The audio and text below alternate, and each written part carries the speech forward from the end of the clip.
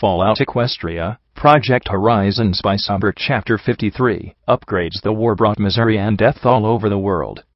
I sure hope that something like that never happens again. But from what I've seen, there's not much hope for ponykind.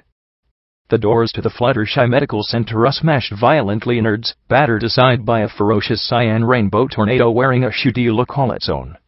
Glory, her hide spattered and streaked with blood, stood in the doorway and bellowed with passion and assertiveness that would have done the original Rainbow Dash proud. I am assuming control of these medical facilities. The few ponies standing around the battered just stared in speechless confusion at the sight of her, backed by Lacune and 4 power-armored Pegazi. I lay like a heap of ballast across Lacune's back, twisting as I tried to alternate my gaze between the emergency room in front of me and the wagons that had hauled the injured all the way from chapel to the hospital. "Now wait a minute," a brown earth pony began to say as he looked at his own balking security and the 2 beam turrets flanking his half-dozen ponies. "We're in charge." He 2 blinding flares of emerald magic streaked through the hut, and the 2 turrets exploded in a second. Glory hovered over him. "This is not a debate," she roared down into his face. "Get whatever medically trained ponies you can out here at once. Doctor? Nurse? Midwife? I don't care, but move." Her imperious hoof pointed at the security ponies. "You 2. Go grab whatever buckets you can and start boiling water." Next she pointed at 4 more ponies who looked on in wary bafflement. "You 4.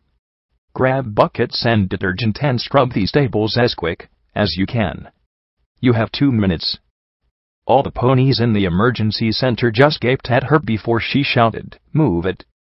And as if Celestia herself had returned, they moved. "Scotch tape. Get on Blackjack's Pip-Buck and contact Megamart. We'll pay whatever they want from what we stripped off the Harbingers, if they can get bone saw and every healing potion and chem they've got together within 10 minutes. Then do the same for the collegiate and get them to send Trige." Scotch tape lifted my remaining foreleg, removed it so that she could use it more easily and wouldn't damage me further by pulling on it, opened the panel, and fiddled with the controls a bit.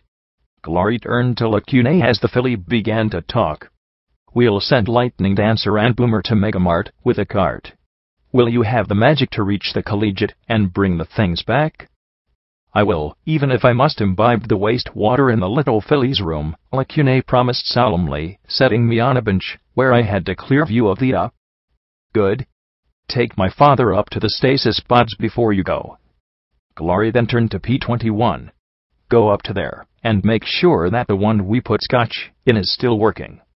If not," she hesitated for an instant, glancing back at the bandage-wrapped form of her father. Her eyes met mine. I gave her as reassuring a smile as I could. It was all I could do at this point. "Try and get it prepped and ready if you can. Should be easier this time," the blue pony muttered, glancing at Scotch tape as she talked into the Pip-Buck. Then he ran off towards the stairs. Glory's hoof turned to bear the few uninjured crusaders who had accompanied us from chapel. "You 4. Scour this place from top to bottom. Every chem, healing potion, bandage, and bottle of alcohol you can find, bring here, or to the operating room on the 10th floor. Understood?" "Bet I can't find more than you," one shouted, turning the vital scavenger hunt into a game, and hiding his fear as he did so. The collegiate and society ponies that staffed this little outpost staggered out from the side rooms where they'd been sleeping, and were instantly drafted and assigned duties. One Archibald, the brown pony in charge, muttered something about caps and paying for this. Glory silenced him with a single stare and then pointed at the heaps of assault carbines and anti-machine rifles we'd taken from the Harbingers. "Are these tools of death payment enough for you to save lives?" Yes, I suppose," he muttered. "Then move," Glory bellowed. "I'll just wait over here and, watch," I muttered from my seat. In 5 minutes, 2 tables were scrubbed far cleaner than they'd been in centuries, and the first victims were brought off the wagons. They'd been trudged back in Starhouse, the most wounded loaded last and taken off the wagons first.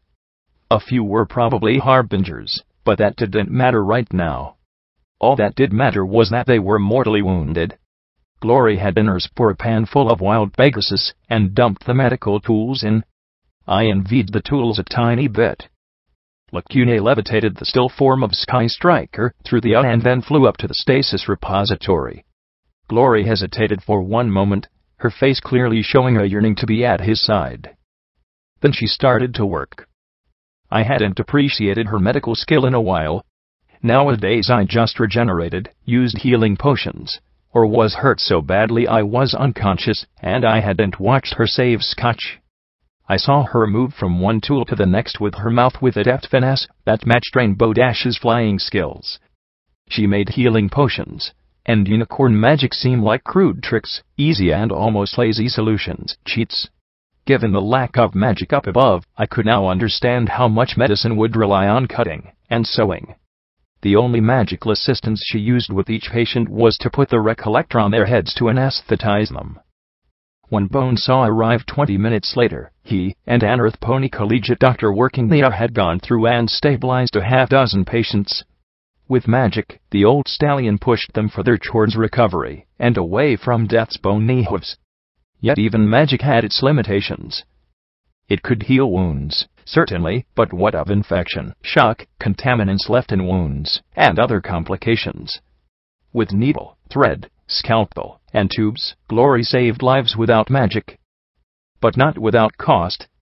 One mare who'd come to fight with the Crusaders shuddered, gave one long exhalation, and then went silent. Glory simply closed her eyes a moment with the slightest bowing of her head, and then washed her whips in a bucket, rinsed them with whatever alcohol was present, and moved to the next. She refused to give death more than that. And me, I sat back watching it all with a profound sense of frustration. I wanted to will my limbs back in place, so I could boil linen for bandages, or sterilize the equipment, wipe down the tables, or just give comfort to injured children. But all I could do was sit back and watch as ponies better than I worked to save others. It's not always about me, though. When Lacune returned with Trige and a few others an hour later, the alicorn looking positively drained of magic and her wings dragging on the floor as she walked, the critically ill were stabilized enough for the blue unicorn to take Glory's place. "Glory," I said, as she washed her hooves, staring at the bloody water. She didn't answer. "Glory," I said louder from my seat in the corner. She bit a bottle and carefully trickled the alcohol over her forehooves. "Glory," I shouted, and she jumped, the bottle falling from her mouth and puddling at her feet. She stared at the fluid spilling away in shock as I tried to meet her eyes, and said in softer tones, "Glory, go to him." I can't. If he's, she stammered, clenching her eyes shut. "I'm needed here." "Glory, go." I imagined my mother, all the things we'd left unsaid. "Go to him. Trige is here. She can't see to the injured. You've done your part. Go on." She glanced at me and the mask of her stoicism crumbled as tears welled in the corners of her eyes, and she grimaced. "Blackjack, I'm scared. What if, how could she, why?" She bowed her head, and I started to move to hold her before I remembered my missing limbs. "Why did she do that?" She cried out at me. "I don't know," I said in low, gentle voice. "Maybe Cognitum took her over and attacked him before she changed her mind. Or maybe she had to do something so she couldn't return to her old life. One that she wanted, but that wouldn't save the Wasteland. I don't know. What I do know is your dad is up there. If he's alive, you're going to need to talk to him. And if he's not," I closed my eyes, remembering the head and the stake. "If not, you need to say goodbye," I finished in a near whisper. She looked at me for one more trembling second, and then pulled my torso into an embrace, holding me tight. Even if I didn't have legs, I imagined holding her just as tightly, as I sighed and stroked my cheek against her neck. "Thank you," she whispered back. I sighed and kissed her neck and smiled when she finally pulled back. "Go on. I'm going to wait here. I know sooner or later Rampage will bring Rover." I sighed, looking at my 3 stumps and damaged hind leg. "I'm really going to owe him a leg or 3. "All right," she said, then flew up into the air. "I'll be back soon." And with a swish of her rainbow mane, she shot down the hall. Scotch Tape looked over at me from where she hugged my foreleg with my pip buck within. I wondered what Cognitum would think if she knew that EC1101 was in the possession of a filly. Part of me found it funny, and another decidedly not. Hear anything interesting? She sighed and looked at the leg. Lots. There's a bunch of chatter about one group withdrawing to some place called the Cathedral, another talking about Operation Cauterize, and something involving Canterlot, and a bunch of jabber that I think is zebra. But I didn't pick up anything from the Harbingers. If they're communicating, they must be using landlines rather than transmitting. She glanced off to the side and then back at me. Blackjack, there's this really freaky pony watching me right now. Pale, wide-brimmed hat. Cards? I asked with a little smile. She nodded, glancing away again nervously. Don't mind him. He's dealer. Lives in my pit buck. He's a friend. The filly set my leg down and backed away from it before looking back at me. She looked at the device, then looked off to the side, and finally leaned towards me. Blackjack, I've seen him before, she whispered. I would have sat up a little straighter if, well, limbs. What do you mean, Scotch? In a book. There was a paper with a drawing of a pony that looked just like him, Scotch Tape said, before she shrugged off her saddlebags and dug around for a bit, pulling out a copy of the Wasteland's gamebook she'd picked up in Silver Star Sporting Supplies. She flipped it open to the back pages, where several papers had been shoved in. Character sheet was printed in the upper left corner of each, and below were a bunch of boxes and letters that made no sense. Some pony with some art skills had drawn rather detailed pictures on the backs. One was a pony wearing steam-driven power armor. Another was a unicorn mare holding a talisman, like priest's cutie mark, her head bowed reverently, while a third depicted wildly grinning Pegasus stallion with a long rifle strapped to his barding.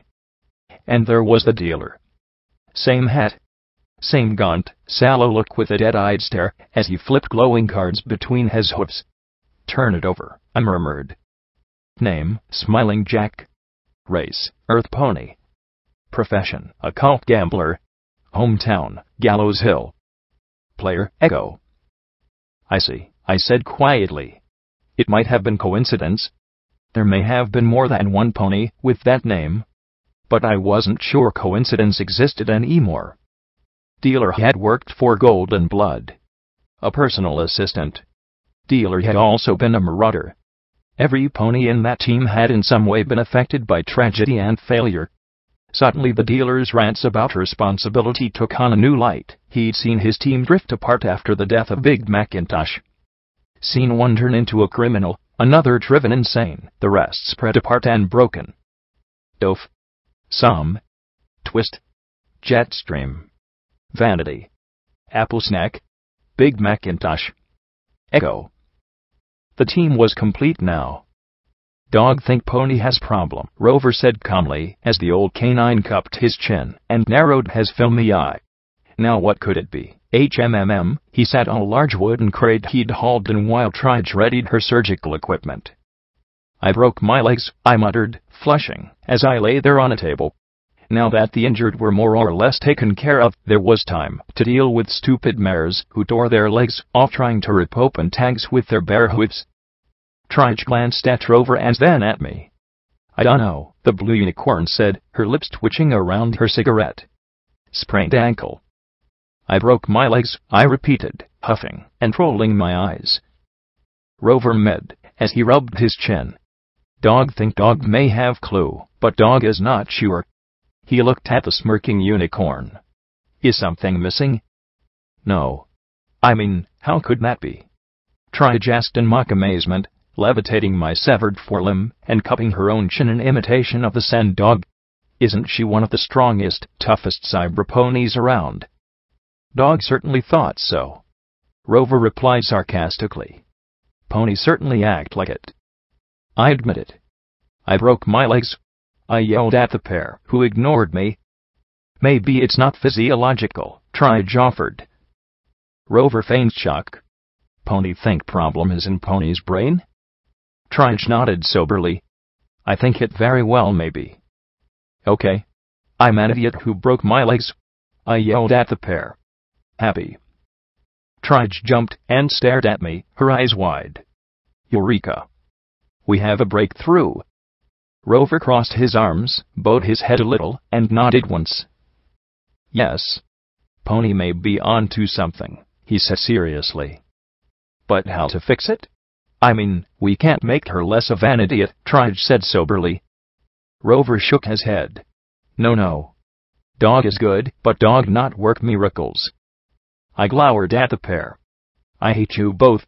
The pair arched their eyebrows coolly, simultaneously, as they looked at me and then at each other, and almost in unison gave each other matching smiles that I didn't like at all. Dog has answer. If Pony insists on doing things that ruins dog's hard work, dog will simply make her tougher.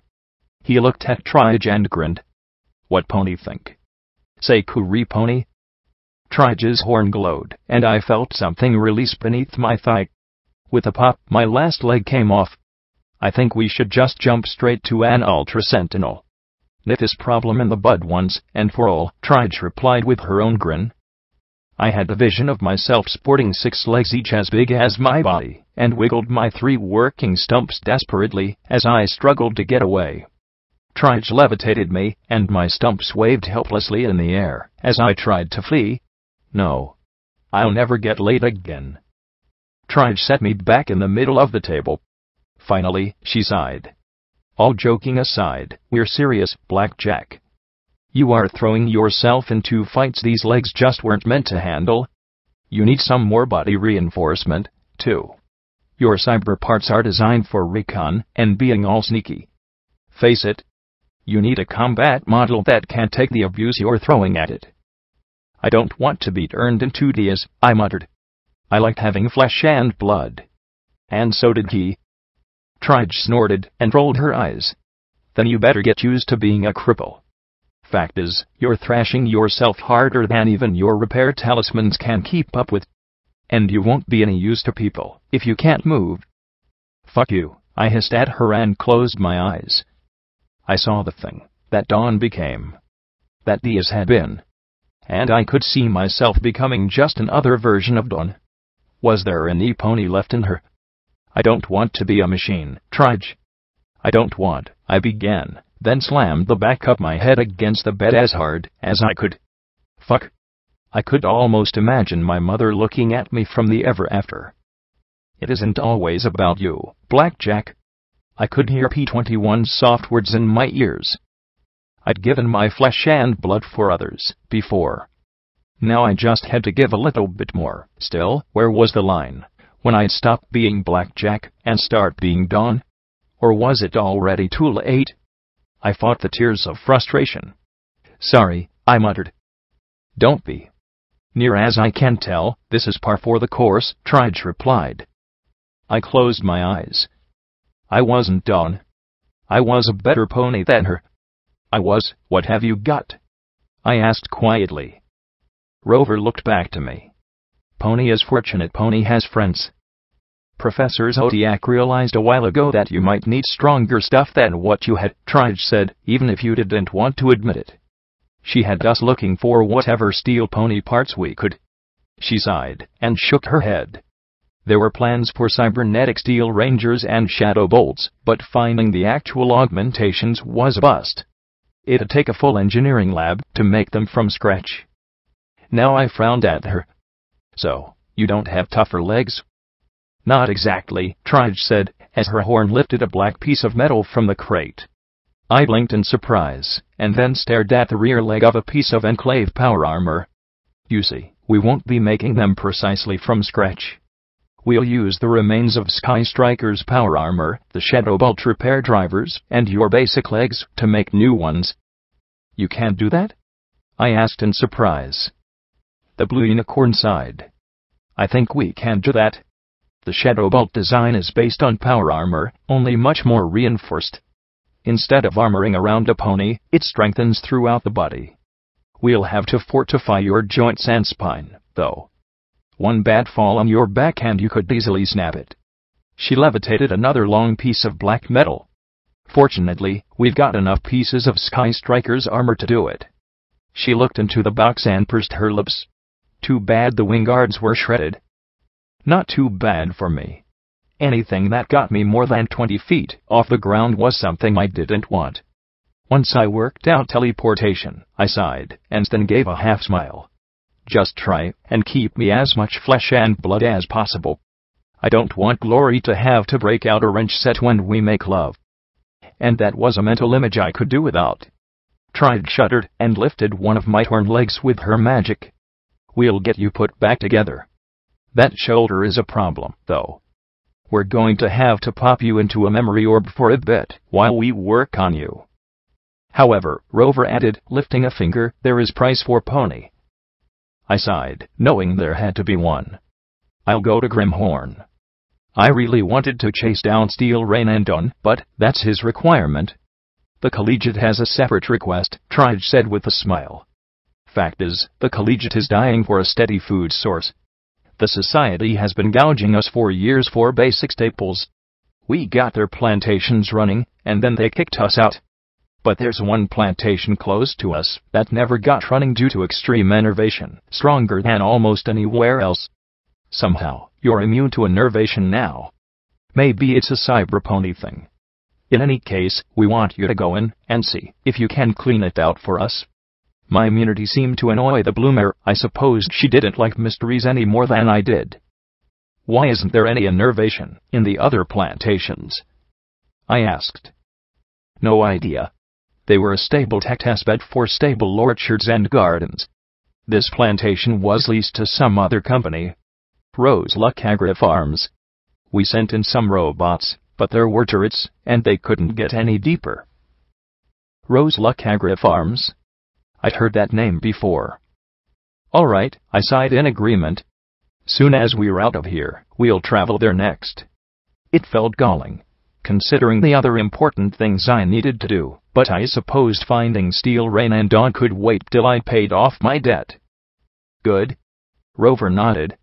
It's nice having pony that honors word. Trige opened up her saddlebags and pulled out a number of strange talismans and other arcane science equipment. She levitated a memory orb and something particularly pointy. Hope you're ready for a long night. I closed my eyes and leaned back. It's already been a long night. She floated the orb over and touched it to my horn. Ooh, oh, oh, oh, oh. The world refocused into the eyes of a white unicorn mare looking into a mirror. I started to bit at her unusual appearance. Her irises were rainbow bands, and her mane was a chaotic blending of prismatic colors. An elaborate curl of golden wire looped around her horn to a tiny ruby set in the tip, and matched her shimmery dress, which was decorated with thousands of tiny gems. A gap showed her cutie mark, a diamond radiating spectra of light.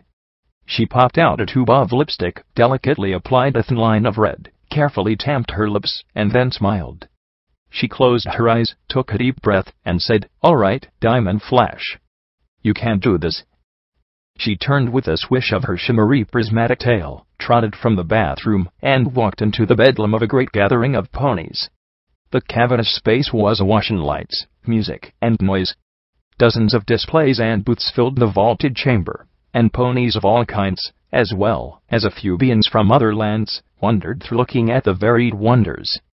Above it all hung a banner magically illuminated to read, Equestrian Technology Trade Fair. Clearly, this was a major convention of some kind. In the distance, on the open floor, below the ringing balcony my host was standing on, I spotted Applejack standing beside a green stallion, and talking to Rainbow Dash. Pinkie Pie walked with an entourage 2 floors up. Opposite her, Twilight Sparkle seemed to be critically reviewing the Ministry of Arcane Sciences stall, and clearly not finding it to her satisfaction. 2 green unicorn mares fussed around with the displays, even with others looking on, clearly trying to execute the purple mare's exacting directions. Stable Tech had a massive 3-story tall display of a stable.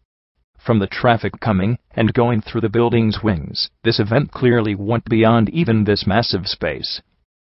Diamond Flash walked casually through the throngs of ponies, every one of them looking as glamorous as herself, or more so. She levitated a glass of champagne and took a nervous sip as she looked over at one display. Flash Industries had something going on that had dozens of ponies oohing and ahhing as energy zapped and flashed. She made her way closer, and well-dressed ponies looked at her, sized her up, and made room for her. Flash Industries, makers of magical energy weapons renowned across Equestria, now revealing the latest and greatest in shield matrix technology. Boomed a speaker as a large diamond rose from one end of a platform. You all know Flash Industries' fine products like the EP7 with a redesigned focusing crystal pattern, an improved photonic focusing chamber, and selectable beam focus, wavelength, pulse energy, and refire rate. Well now, witness the next generation in energy products from Flash. A familiar, boxy energy pistol rose on a frame on the other side of the platform. The diamond began to glow, and a hexagon of glowing panels materialized around it. Using only the finest Crystal Empire gems, the Flash Arcane Defense Emitter, or F80, creates a shield spell impervious to normal weaponry. See for yourself the awesome power of Flash. The pistol began to fire crimson beams, the blast striking the rotating panels and making them glow brighter and brighter. What's that? Not enough flash for you. A beam rifle rose up beside it. Let's see if the F80 can handle the cutting-edge energy of the Air-12, now with improved platinum gem fittings. Even brighter crimson beams blasted away along with the pistol, and the shield remained in place. Oh my. Perhaps we need something even flashier. What about the Flash AET-3 Triforce? Boomed the speaker, and a third, snub-nosed rifle raised up and began to blast 3 beams at a time along with the other 2 weapons. A few ponies in the front backed away from the barrage of red beams striking the magical plates. I know what you're thinking. How can this be? But you haven't seen anything yet, folks. Because I know some of you must wonder, what if, somehow, your F80 becomes inoperable? Are you doomed? The speaker blared. Not at all. And then the diamond lowered back into the platform, while the magical field remained. Red energy flashed and glared off the magical plates, even with the gem gun. So long as your enemies keep firing, the F80E keeps going. Truly a wondrous innovation from Flash Industries. The weapon stopped firing, and 3 beautiful mares and 1 handsome stallion stepped forward from around the platform, handing out pamphlets about exciting products from Flash. Diamond Flash hung back, giving a sigh of relief. Marvelous display, a voice said from behind her, and she whirled, staring at a handsome yellow earth pony with a gorgeous unicorn at his side. Horse. And Sweetie Belle.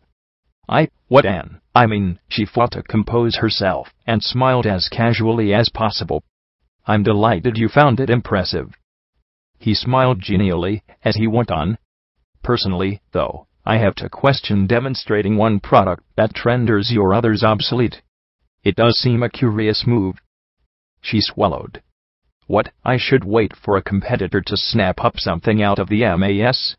She gave her best dismissive toss of her mane. When you see the price tag for one F80, you'll know I'll make a fortune either way. Then she glanced across the room at Applejack. Besides, the MWT is urging more emphasis to be put on defensive applications, like power armor. I'm sure the zebras truly appreciate their defensive capabilities, Horse said sardonically, with a small roll of his eyes. He looked at the crowds with clear distaste, and sighed. Such a bother, but this is where the well-connected drub flanks, and decide what the future will be. He suddenly looked at her once more, and smiled, arching his brow. And you certainly seem determined to be one of them. Look at you. Lowly MAS researcher to magical weapons dealer. Who would have guessed? I'm just trying to do what's best for my company. And for Equestria, she added, sounding as if she wasn't sure if Horse was mocking her or not. She glanced at Sweetie Belle, then frowned, and looked down at the stable tech display, where Sweetie Belle was addressing a collection of ponies. Her eyes went from one to the other, mouth hanging open. I do love that look, Horse said with a chuckle. Is that a robot? She asked. The latest and finest, he chuckled. Sweetie Bot 2.0, he said with a wave of his hoof, and the robot actually blushed and lowered her eyes. She's not for the show, though. She's all for me. I just love seeing stable tech squirm at the potential questions. He gazed down at the distant, real Sweetie Belle, with a strange, hard look. I once asked her to marry me, but she declined. So I made one that wouldn't. Worked out for the best, I suppose. I'll say, Diamond Flash said as she looked around. I wonder if the princesses will show up. Horse rolled his eyes. Oh, I suppose Luna will make an appearance, eventually. Give some boring speech about innovation, how pleased she is at our inventions, remind us to give our all to win the war, and then teleport back to Canterlot. Rah rah rah. He gave a dismissive yawn. I'd be far more interested if Celestia poked her horn outside her school, but she has even less inclination to be around weapons like these. He scanned the crowd and then gave a savage little grin. Oh look! Her cadaver's here. She followed his gaze and looked down at the scarred form of gold and blood walking around the edges of the room, skirting the crowd. Who? He glanced at her, his expression turning pitying. Oh, that's right. You're not in the know. I really shouldn't be surprised anymore.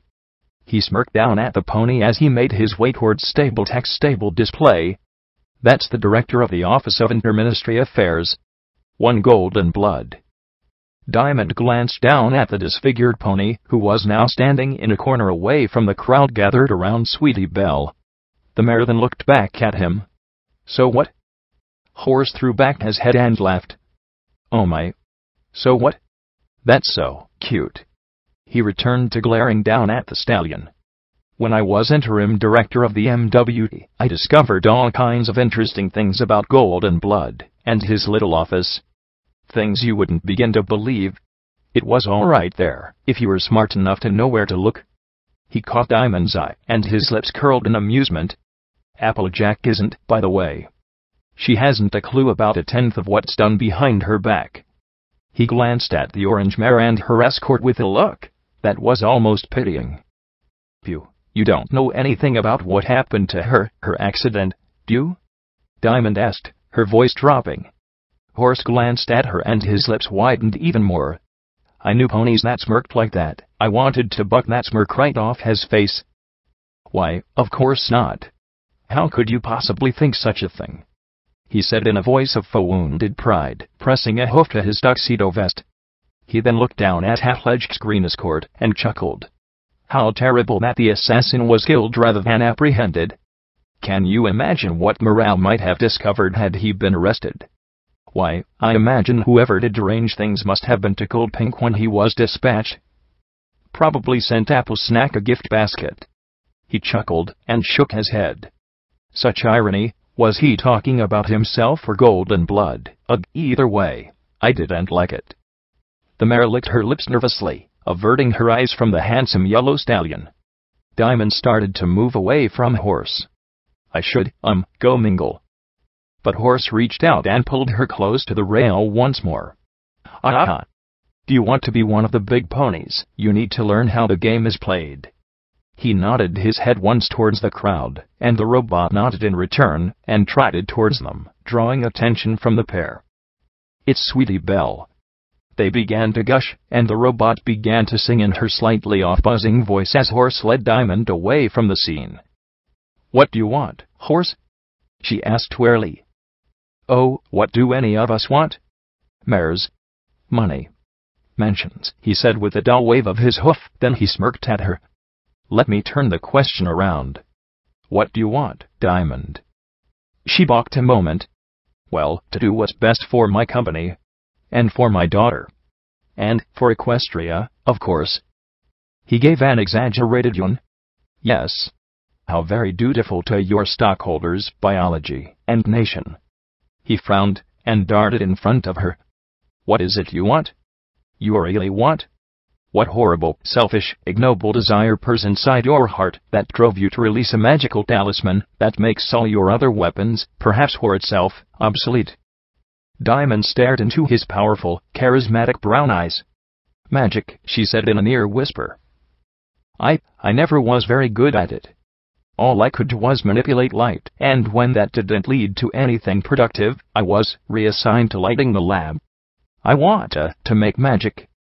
Powerful magic. As powerful as the princesses or Twilight Sparkle herself. She said in voice of heated confession. A small, triumphant smile crossed his face. Would you like the chance to do so? to make magic on an unimaginable scale. She hesitated for a moment, then nodded once. More than anything. Horse chuckled, and then tilted his head towards a small door. Let me show you something. He led her through the small access door, and down a service hallway, where cameras swept slowly back and forth. He pulled out an odd card with a gemstone reflector on it, and held it up as they approached the cameras. There was a beep, and the red lights atop them went dark. He glanced at the incredulous mare, and gave a wink. Eventually, they reached a small, nondescript office, and he tucked the strange card away. He walked to a large bookcase. An oldie, but a goodie. Principles of Power. He reached out with one hoof, and pulled out a small book. And Applications of Technology, he said, as he tugged out another. There was a faint click, and the bookcase swung out. The classics never grow old. He pulled another gemmed card from his tuxedo jacket, and hung it in front of his mouth as the heavy door behind the books appeared. The symbol of the Ministry of Wartime Technology was emblazoned upon it, but I saw the tiny icon of the OI in the corner of the door. A red lens popped out of the middle of the door, and swept across Horse, Diamond, and the strange card he held up. The door opened with a hiss, and two huge sentries, perhaps the earliest Ultra Sentinels, rolled forward from their access. 1A2C43I, Horse said casually, as he put the card away. Instantly, both robots turned their guns towards Diamond. She cried out, and he hastily added, and one consultant. The robots beeped and returned to their alcoves. Tushy things at times, aren't they? What is this place? She asked nervously. Beyond the two robots was an elevator shaft and a platform lift. This is the Ministry of Wartime Technology, he said, as he stepped onto the lift. Down there, well, that's the surprise. He smirked at her. You can't still walk away, Flashy. Go back to making products and attending board meetings and chasing after quarterly benchmarks. As someone whose given name could easily be made to end in an IE, I knew there was only one response. She turned and stepped onto the platform beside him. The lift gave a lurch and began to drop. Only green light spaced intermittently gave any illumination as they descended into the earth below. Diamond paced nervously back and forth. Where are we going? The smooth concrete walls gave way to rough-hewn rock framed with girders. Down, he replied simply. There's a lot of down in Hoofington. Even before the original city was raised, it had a rather stunning amount of drains, sewers, and access tunnels. It's as if the city's always been trying to draw its inhabitants to explore deeper and deeper into the earth. He glanced at her and gave a grin. Nervous? No, she said sharply. Liar, he replied. Unicorns always are when it comes to being underground. You love the shiny things, but the rocks? The dirt? The bones? No, you really don't belong here, he said, as he casually looked over at the wall. Diamond stared at him a moment. Do you not like unicorns? He looked at her and arched a brow, then smiled. Truth be told, I hate every last one of you. He turned to look at the passing stone walls again. It's jealousy, really. You get to do magic. We can't. It's your dream to do incredible magic. Well, it's my dream to someday have technology so advanced that there won't be a difference between unicorns and any pony else. We'll all be equal. You're frightfully candid, she murmured. He gave a short laugh. It's this place. It brings out the honesty in me. He turned and pointed to the wall, which now glittered with huge black bands. As we dug the tunnels to bring building materials into the core, we came across this strata of obsidian. One of the thickest ever encountered. Odd, because obsidian rarely forms so deep beneath the earth.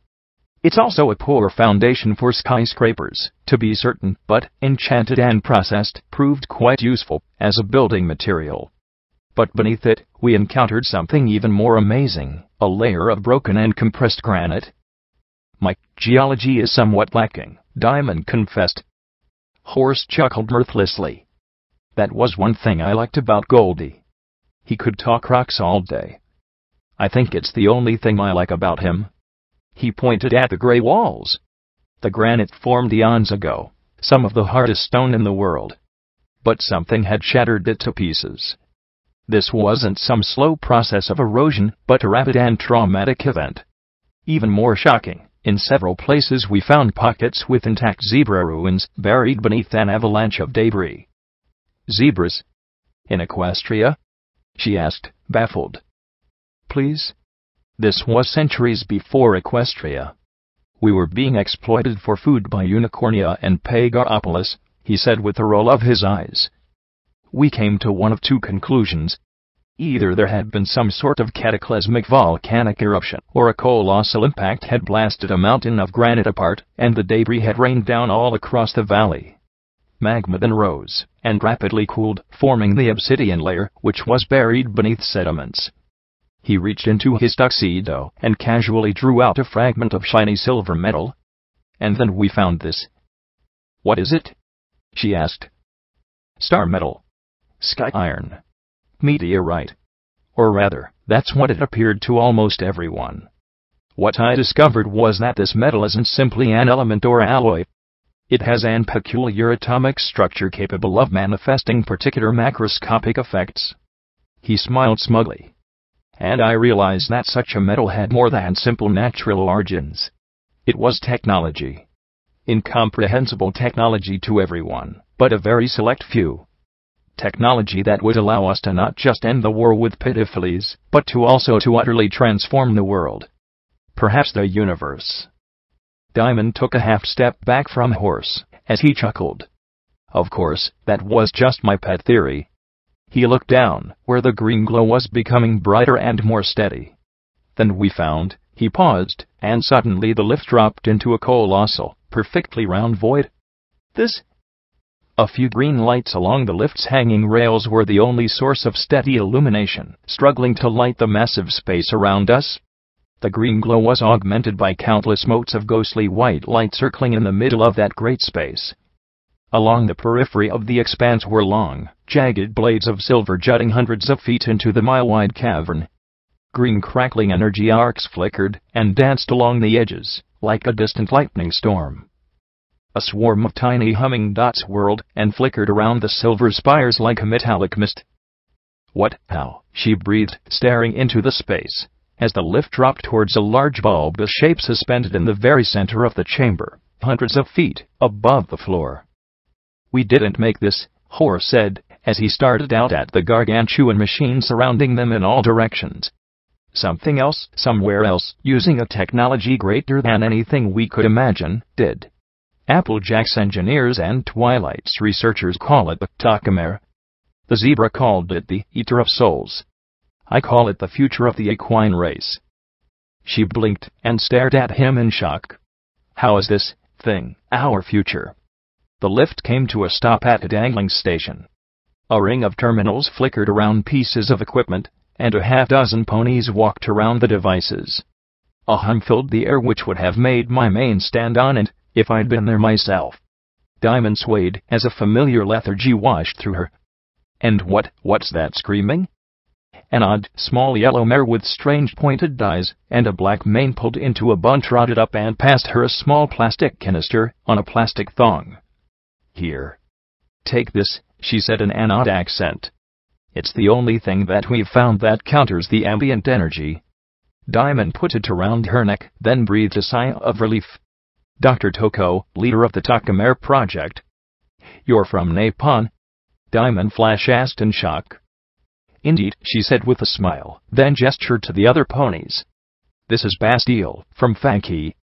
A stern-looking grey earth pony mare nodded once from her terminal. Trotsky from Stalingrad. A blue stallion with an impressive, brushy beard trotted up and kissed her hoof.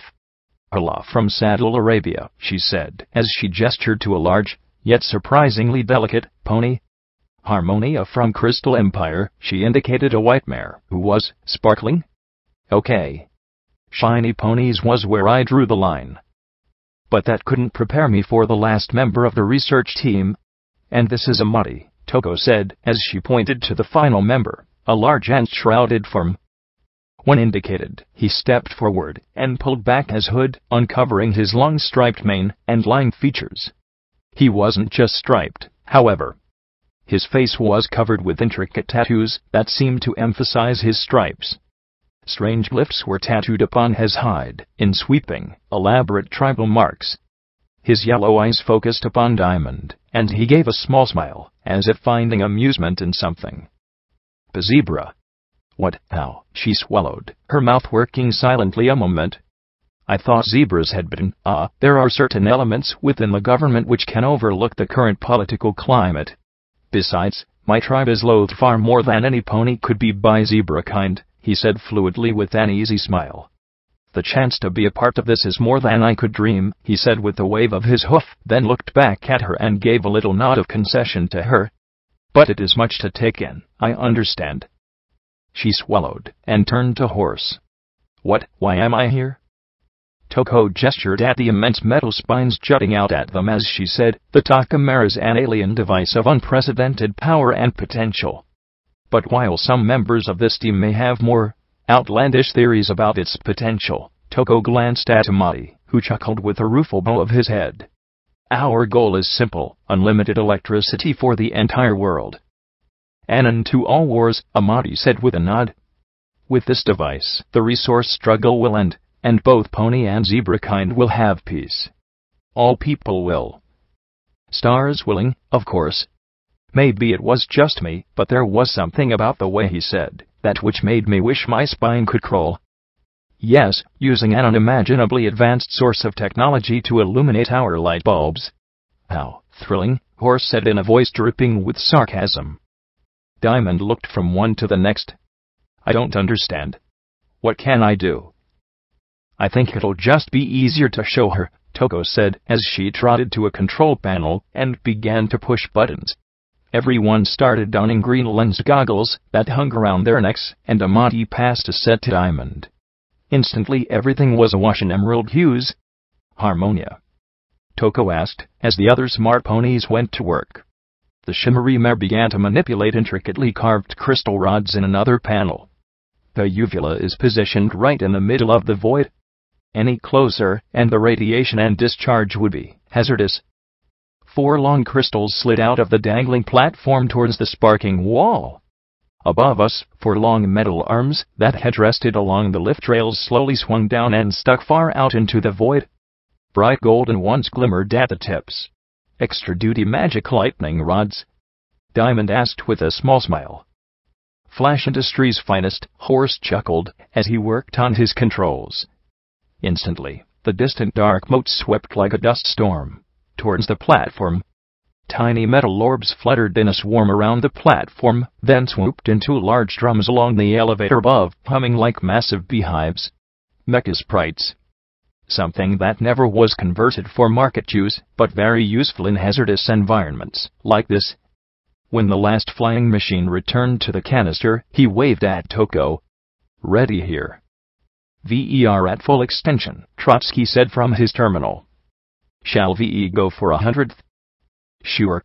Give the system a workout," Harmonia said. Amati bowed his head. "Ashtar." "Shuruk." "Dagon. Spare us your wrath and grant the daring a fraction of your power." "Shall we pray to the boogie buck and the headless horse while we're at it?" Horse drawled with a roll of his eyes. The zebra scowled. "Perhaps when your people suffer terribly from a power beyond your imaginings, you will have a greater respect for them." The yellow stallion rolled his eyes once again. "And I'm sure when it comes, it will be a miracle for the ages. Shall we?" "Only 100th, Toko warned. "Ear protection now." Every pony present quickly donned strange crystal-studded earmuffs. The hum began to fill the air as the 4 crystal ones began to resonate. The spires filled the air with an ominous counterpoint to the strange sound. Tuning into the frequency, Harmonia shouted, the shiny mare barely audible as she turned a knob with her hoofs. The swirling motes of light began to whirl around the dangling platform energetically. "Any second now." "Be ready," she said, as the hum in crystals hit a sweet note. The flickering green lightning along the silver protrusions disappeared. Then the crystal's note was drowned out by a single, brutal tone blasted from every direction that made Diamond scream and fall to the platform. Thunder boomed all around her, and she looked up to see dozens of streamers of lightning ripping through the space. and striking the spires. The lightning ran like water along thick cables stretched along the sides of the metal supporting the platform. The storm lasted a few seconds, then disappeared. Diamond coughed at the acrid reek left in the air. She looked up at the 4 lightning rods, then gaped at their absence. 4 drooping, half-slag spurs sat in their place. Horse whooped, "Look at that! All the outputs are maxed." Again. Diamond's trembling hooves pulled off the earmuffs. "I've never seen that happen to any of our heavy-duty lightning rods. That was 1/100th of full power." Toko smiled at her. "No. If our math is correct, it is 1/100th of 1% of the power the Takamera is capable of." "Sweet Celestia. Sweet Celestia," Diamond murmured. "How?" "We're not certain. The Takamera seems to react to a singular frequency. But as you can see, we need something capable of shielding and channeling the power. And Flash Industries is the forerunner with your F-80 and other research projects with energy manipulation," Toko said as she pulled her goggles up. "With your shields, we can not only tame the Takamera, we can channel its power all across Equestria. Perhaps all across the world." I thought back to the mega spell chambers beneath the city. If there was any way the energy I'd seen could have been channeled to them, then suddenly the zebra's zeal for destroying the core made a lot more sense. Terrifying sense.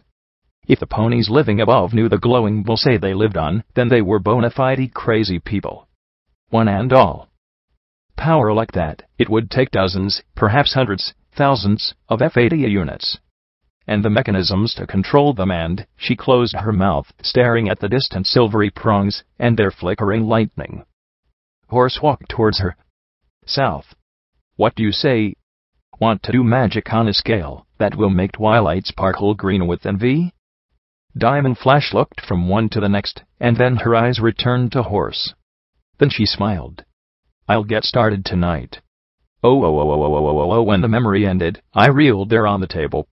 It didn't help that my whole spine felt stiff and my shoulders and hips ached. So, that was the Eater of Souls, either a monster from beyond the stars or a ridiculously powerful machine. Either way, it was beneath the core, waiting. What could it do? What, if anything, did it have to do with Horizons? Oh, who was I kidding? Something like that had to be involved with something. Or did it? I reflected on something else. No golden blood. It was hard to imagine any conspiracy in Equestria without that scarred bastard involved, but I suppose that, statistically, there had to be some plots he wasn't involved in. Maybe he was, and has simply been absent. Or perhaps golden blood had conducted this one from behind the scenes too, and I groaned, and rubbed my face with a cold black hoof. Why so many damn secrets? "Because it's the hoof," Trige said as she took the orb and returned it to her bag. "So, the Takamera? What do you think?" she asked as she trotted back to the table with the freshly smoking cigarette between her lips. "You saw the Takamera? Horse's marvelous mechanical monstrosity." I sighed and looked at her, feeling the urge to be honest, and spat. "I think it's more proof that virtually nothing that was made during the war was worth a damn. It's like Dawn's belief that all they need is one thing, just one, and everything will be perfect. And Diamond Flash was just sucked right in, too. No doubts. No, wait a minute, what if this thing eats us? Or, maybe dangerous life-sucking radiation means we shouldn't play with it. Or anything. Did Equestria have a terminal outbreak of stupid?" Rover laughed as he attached my leg in the new socket in my repaired shoulder. "In a way, pony. Ask Ghoul. Every pony just raced forward as fast as they could. Pony is herd animals by nature. But moreover, think of Equestria before ponies were." Trige manipulated a probe in my opposite shoulder. There were threats, certainly, but all they needed was for some pony, notably Twilight Sparkle, and her friends, but others, too, to do the one thing needed to fix everything. She gave me a little smirk. "You're not the only unicorn who studied memory orbs. Before the war, they'd just use the elements of harmony and make everything better. Return a crystal heart to a pedestal and King Sombra is banished. Just do X and Y is gone or fixed. Simple." Rover sighed as he lifted my last foreleg and began to attach it to the shoulder socket. There were a number of clicking sounds, and a warm, tingly feeling radiating from the connection. Pony never realized that occasionally X's led to more Y's, Z's, and letters of alphabet Pony never imagined. He could say alphabet, but not ponies. He reached over to a tray, lifted my black collar up with his 2 fingers, and strapped it around my neck with a wordless smirk of delighted amusement. I felt myself blush profusely as he snugged it down against my hide. "Thanks," I muttered in embarrassment. He didn't say a single word, and Trige looked at me, the metal ring, at my throat, and then back at me with a sardonic arch of her brow. "What?" I snapped defensively. "I didn't say anything," Trige replied as Rover cackled. I sighed as I looked at all the blood and scraps of metal scattered around the table. My EFS showed a slightly different layout, still blue, but there was definitely a wing motif on the top, bottom, and upper corners of the EFS display. "Can I get up?" I groaned, wondering just how bad the damage was. "Yes, but be careful," Trige warned. I slipped off the table feeling decidedly heavier. These legs weren't as light and quick as my others. I think it all worked out okay. If the rest of his power armor were intact, we could probably have armored your whole body. "Thanks. This is good enough," I said as I stretched and held out a hoof. Instead of white, it had the shiny blue-black metal of Enclave power armor. I tried to pop out my fingers, but there was nothing there but metal hooves. No thumbs. "Pony have thumbs," he said, as he wrapped the end of my forehoof. "Dog not know why pony not able to use. Talisman should make work," Rover said, scowling at the end of my forelimbs, as if the digits were insulting him with their absence. I looked along my limb to the shoulder, and stared at the larger, heavier plate there. I looked back at my hips, but aside from 2 fresh red scars, the black metal ended at mid-thigh and continued at my haunch. "Pony thought you'd want to keep pony butt pictures." Trige snorted and took an extra long drag on her cigarette as she avoided my eyes. "Yeah, well, there wasn't enough armor to fully reinforce your hips externally, so I put some internally and called it good." Suddenly the mare yawned and shook her head. "And with that, I'm going to bed. Some pony else can clean up. Make sure you eat some metal and gems soon, and frequently. Your repair systems are going to be working overtime for a while." I nodded, pulled out one of Glory's cyberpony cakes, and began to eat. It definitely hit the spot with its aptly oily metal-y goodness, but I still wanted to find a mirror. I wanted to see what Glory would see when she looked at me. Did I still look like Blackjack, or was I something else? "What is that pony is eating?" Rover asked, as he sniffed curiously. "Oh. Glory made these for me. I levitated up a few. Everything a cyberpony needs." He picked one up and sniffed it, then took a bite.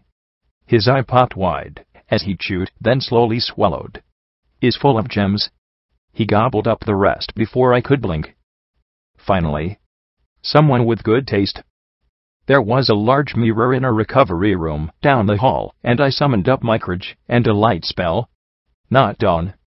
Not these," I murmured before I took a good look in the mirror. Okay. It wasn't as bad as I'd expected. I looked like I put on half a suit of Enclave power armor, and had neglected to put on the rest. Aside from my legs, there was a large shield-shaped piece of metal across my chest that connected to my shoulders. An articulated ridge of black metal followed my spine down to my tail. My sides were still bare, on one hoof a tactical vulnerability, and on the other a wonderful reminder that I was at least partially flesh and blood. The ridge narrowed when it got to my mane, and became 2 thinner strips, with my mane in the middle, running to just behind my ears. "Blackjack," Glory said from behind me, and I froze. Slowly, I turned to face her.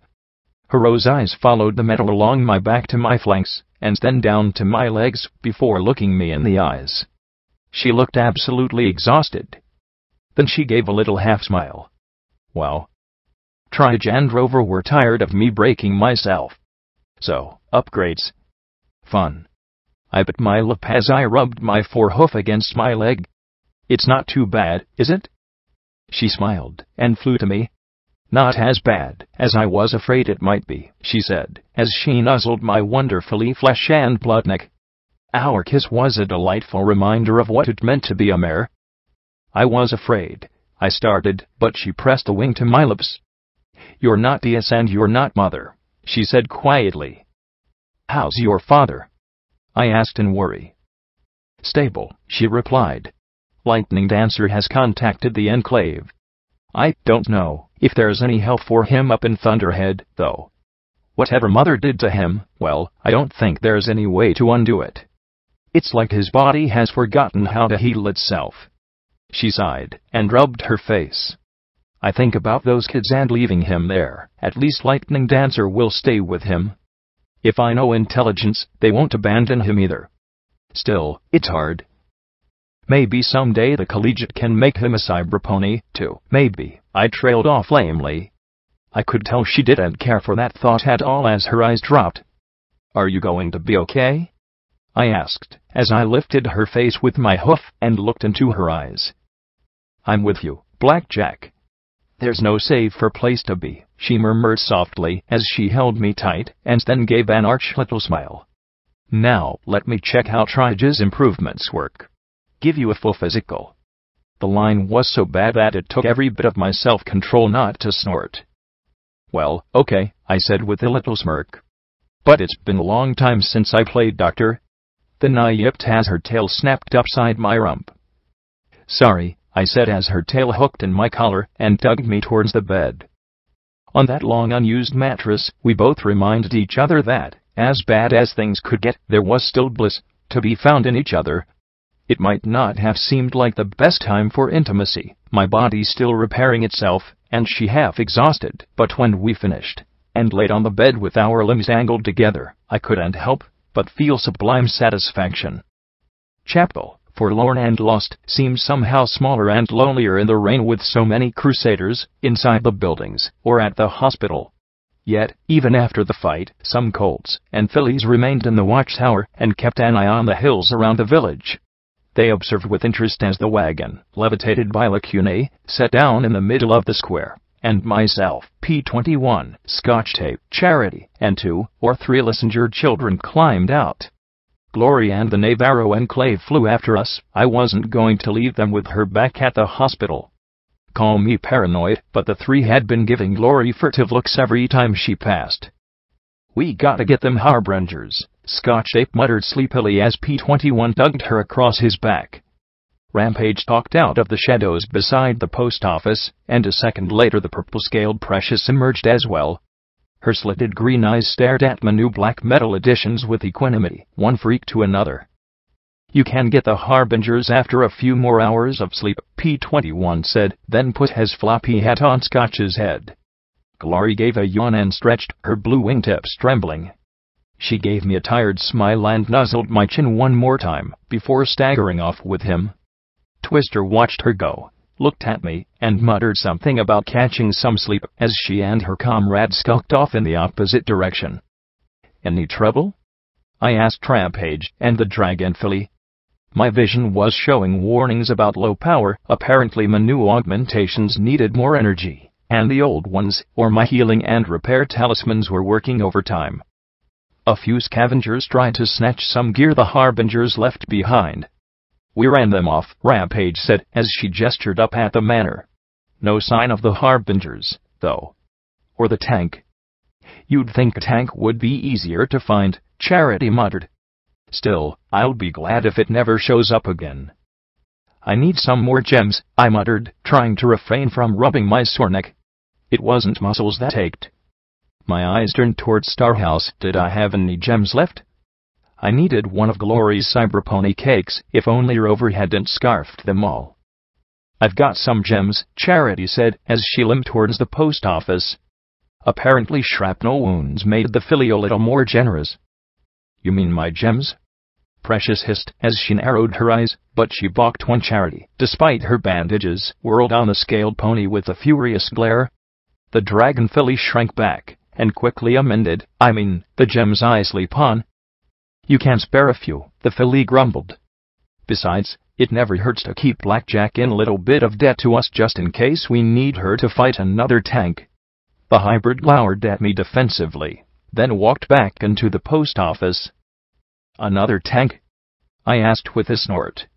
Do you think I'll ever have to do something like that again? Charity stopped at the door and looked back at me. Given how your life goes, Blackjack, it'll probably be 3 tanks. Flying ones. I groaned, knowing that she was right. I followed her into the post office and was taken aback by the lack of weapons inside the shop. Where had Charity stashed the rest of the stuff they'd looted off the Harbingers? They couldn't have brought it all to the hospital, not while taking the wounded. She limped to the back of the building and moved between the crates. Come on down to the stable. Wait. Stable. I frowned and squeezed my way between the boxes and bureaus that held the majority of the village's property and towards the back, where there were, I now saw, stairs leading down. No way, I breathed as I looked at steel walls and telltale conduits that made my mane tingle. It can't be. I trotted down after the pair, my black metal hooves clanking far more loudly than my white ones had, and stopped short at the sight of the huge round door set in a concrete wall. 94 was printed in faded white letters. You have a stable down here. Right. Which is why we live on the surface, where we can get shelled, Charity said flatly as she trotted over to the control panel beside the door. A moment later the lights above the door began to flash as a klaxon sounded. With a screech and grind, the door slowly rolled open. Welcome to Stable 94. The smallest stable in the Wasteland, Charity said as she stepped through the door. Peeking inside, I immediately saw she was right. This wasn't a stable entry, like in 99. The walls seemed even thicker than usual and opened up into a large space that was maybe 20 feet high, 40 feet wide, and 60 feet deep. There weren't any offshoots or other hallways in here. The entire stable was just this one singular room. Everywhere I turned there were boxes of valuable salvage ranging from trinkets to weapons to ammo to bottle caps. I recognized quite a few fancy dresses from the manor, and several plastic barrels full of bottle caps, bits, and other wealth. I used to joke that Charity would own every cap in the Wasteland, but to actually see it, Charity limped over to a bed in the corner of the chamber, a desk with a terminal next to it. Nearby sat a heap of gemstones. Precious climbed atop the pile and began to sullenly flick rubies towards me. You can have these. I don't like the flavor, she said sulkily, as she curled up on the heap. I levitated a dozen into my saddlebags, then lifted one to my mouth and started to suck on it, frowning at the yellow filly. When my systems had a bit more charge, I looked around at all the stuff, and then back at Charity, arcing a brow. She bristled a little. What? Nothing. I just didn't have any clue you were this loaded, I said, as I looked at the treasures. It makes me wonder why you fought at all, instead of just holding up in here. Maybe because we're not stupid, she retorted scornfully. Maybe we know that all some pony would have to do is sit up there and starve us out if they really wanted us dead.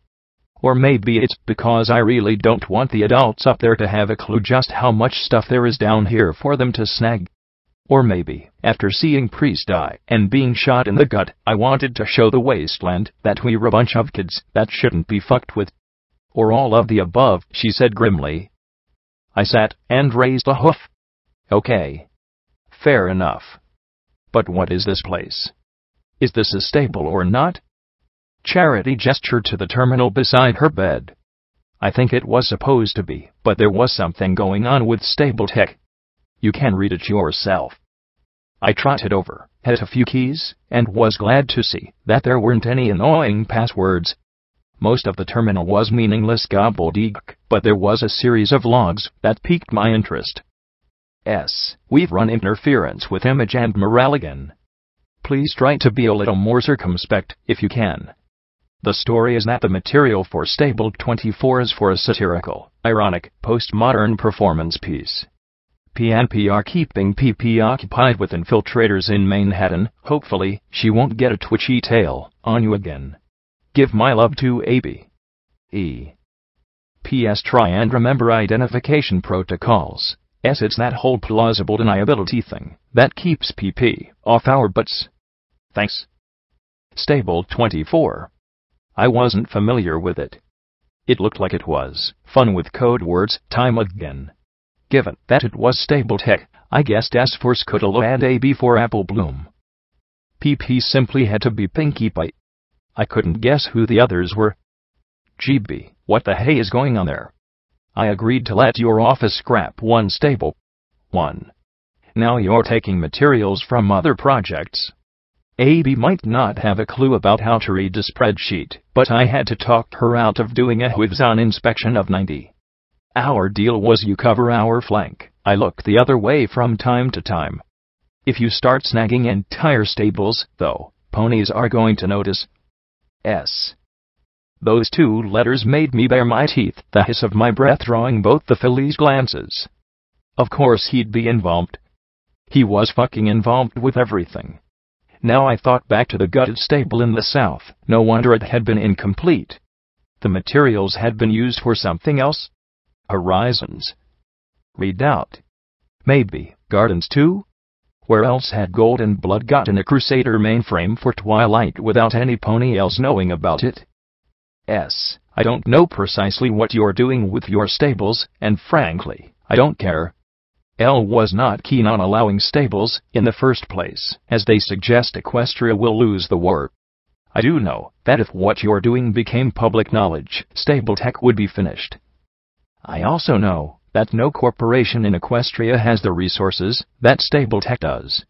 Nepotism can be quite useful. What are 2 or 3 stables lost when you'd get to keep the rest? Be practical. GB. Of course, I muttered as I read the next and then shook my head. Blackmail and sneaky tricks followed him around like a fart. How could Luna, whom I assumed was L, have ever trusted him? There were a few more that seemed largely inconsequential. AB, hey Bloom. I was digging through some of the MWD stable tech files and looky what I found. Mind transfer to a computer. Sexy, Bloom. Really sexy. You've been holding out. I saw what you have cooking at 29, 33, and 94. Hope you don't mind if I snag the designs, ROFL. This has got some real possibilities, if we can reverse it. Play around a bit. H. P.S. You should check out my sweetie bot. Horse and mind transfer. I frowned as I thought back to the Takamare, an immense machine of terrifying potential, and Horse had his hooves on some sort of technology that could connect a mind into it.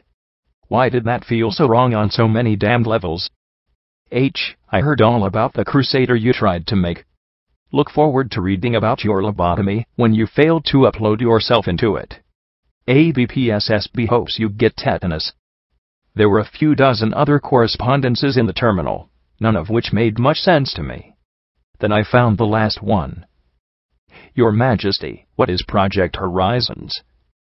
That's what I'd like to know. I shouted at the terminal, and then covered my face in my hooves. Dawn had given me a snippet, but she told me more about Cognitum than she had about the project that was always tantalizingly out of reach. The terminal beeped. I blinked and stared at the blank screen and a single, flashing cursor. Then an audio file began to play. So what is the energy output of the Moonstone/Star Metal reaction, Dr. Trottenheimer? Rasped a familiar voice that made my mane creep. I could do the math for you, but it's a ridiculously large number, Goldie. At an optimal ratio of 1000 to 1, you're looking at an extreme arcanokinetic reaction. Even using a tad less efficient and more manageable 1-to-1 ratio, it's pretty energetic. So much so that no reactor or generator could contain it. You'd need to bottle the blast inside some sort of magic field, and even then, it would be tricky. Sorry, but I don't see this becoming an energy alternative for our lifetime. Or any lifetime, a calm and intelligent voice replied. Then there was a pause, and he asked, Are you okay? When was the last time you slept? I'll sleep when I'm dead, Gold and Blood muttered. Oh, so tomorrow, then. Given how you look, there was a pause, where I could only imagine a glower. Then Trottenheimer suggested, maybe you should stop working with that star metal. We still don't know if it has toxic side effects or not. It definitely has some bad vibes coming of it. When Trottenheimer said that, Golden Blood gave a wrenching laugh. Are you sure you're okay? Trottenheimer asked again, sounding even more concerned. It's nothing. Just bad vibes. It's funny. He coughed and hacked a bit longer before asking, weapon applications. Trottenheimer let out a long sigh. You knew it was coming. Applications? Practically nil. Oh, don't get me wrong. It'd blow up just fantastically. But the collateral damage would be excessive. If you used 100 kilograms of star metal with 1 kilogram of moonstone, you'd wipe the core off the face of Equestria. 1,000 kilos of that star metal, and you'd take out Canterlot as well. Mega spells are plenty destructive enough, and easier to control. Trottenheimer chuckled. Good thing we only brought back 2 or 3 kilograms of moon rocks, hut. Then there was another pause. Golden Blood. Golden Blood rasped. And if we used, say, 10,000 tons, what then? Oh, are we going for morbid speculation? Well, with that much star metal we'd probably lose everything from here to Manhattan. There'd be pieces of the capital raining down in Rome. Golden Blood didn't answer for a moment, then he said in a hiss, I meant 10,000 tons of moonstone. At optimal ratio. 10,000 T. Goldie, I don't think there'd be anything left of Equestria, with a reaction that big. Or the Zebra Lands for that matter, Trottenheimer muttered in shock. The planet would still be here. We'd probably keep the atmosphere and oceans too, but I doubt there'd be much for survivors beyond that. It'd be equivalent to a geologic event. Dust clouds for years afterwards. Worldwide forest fires.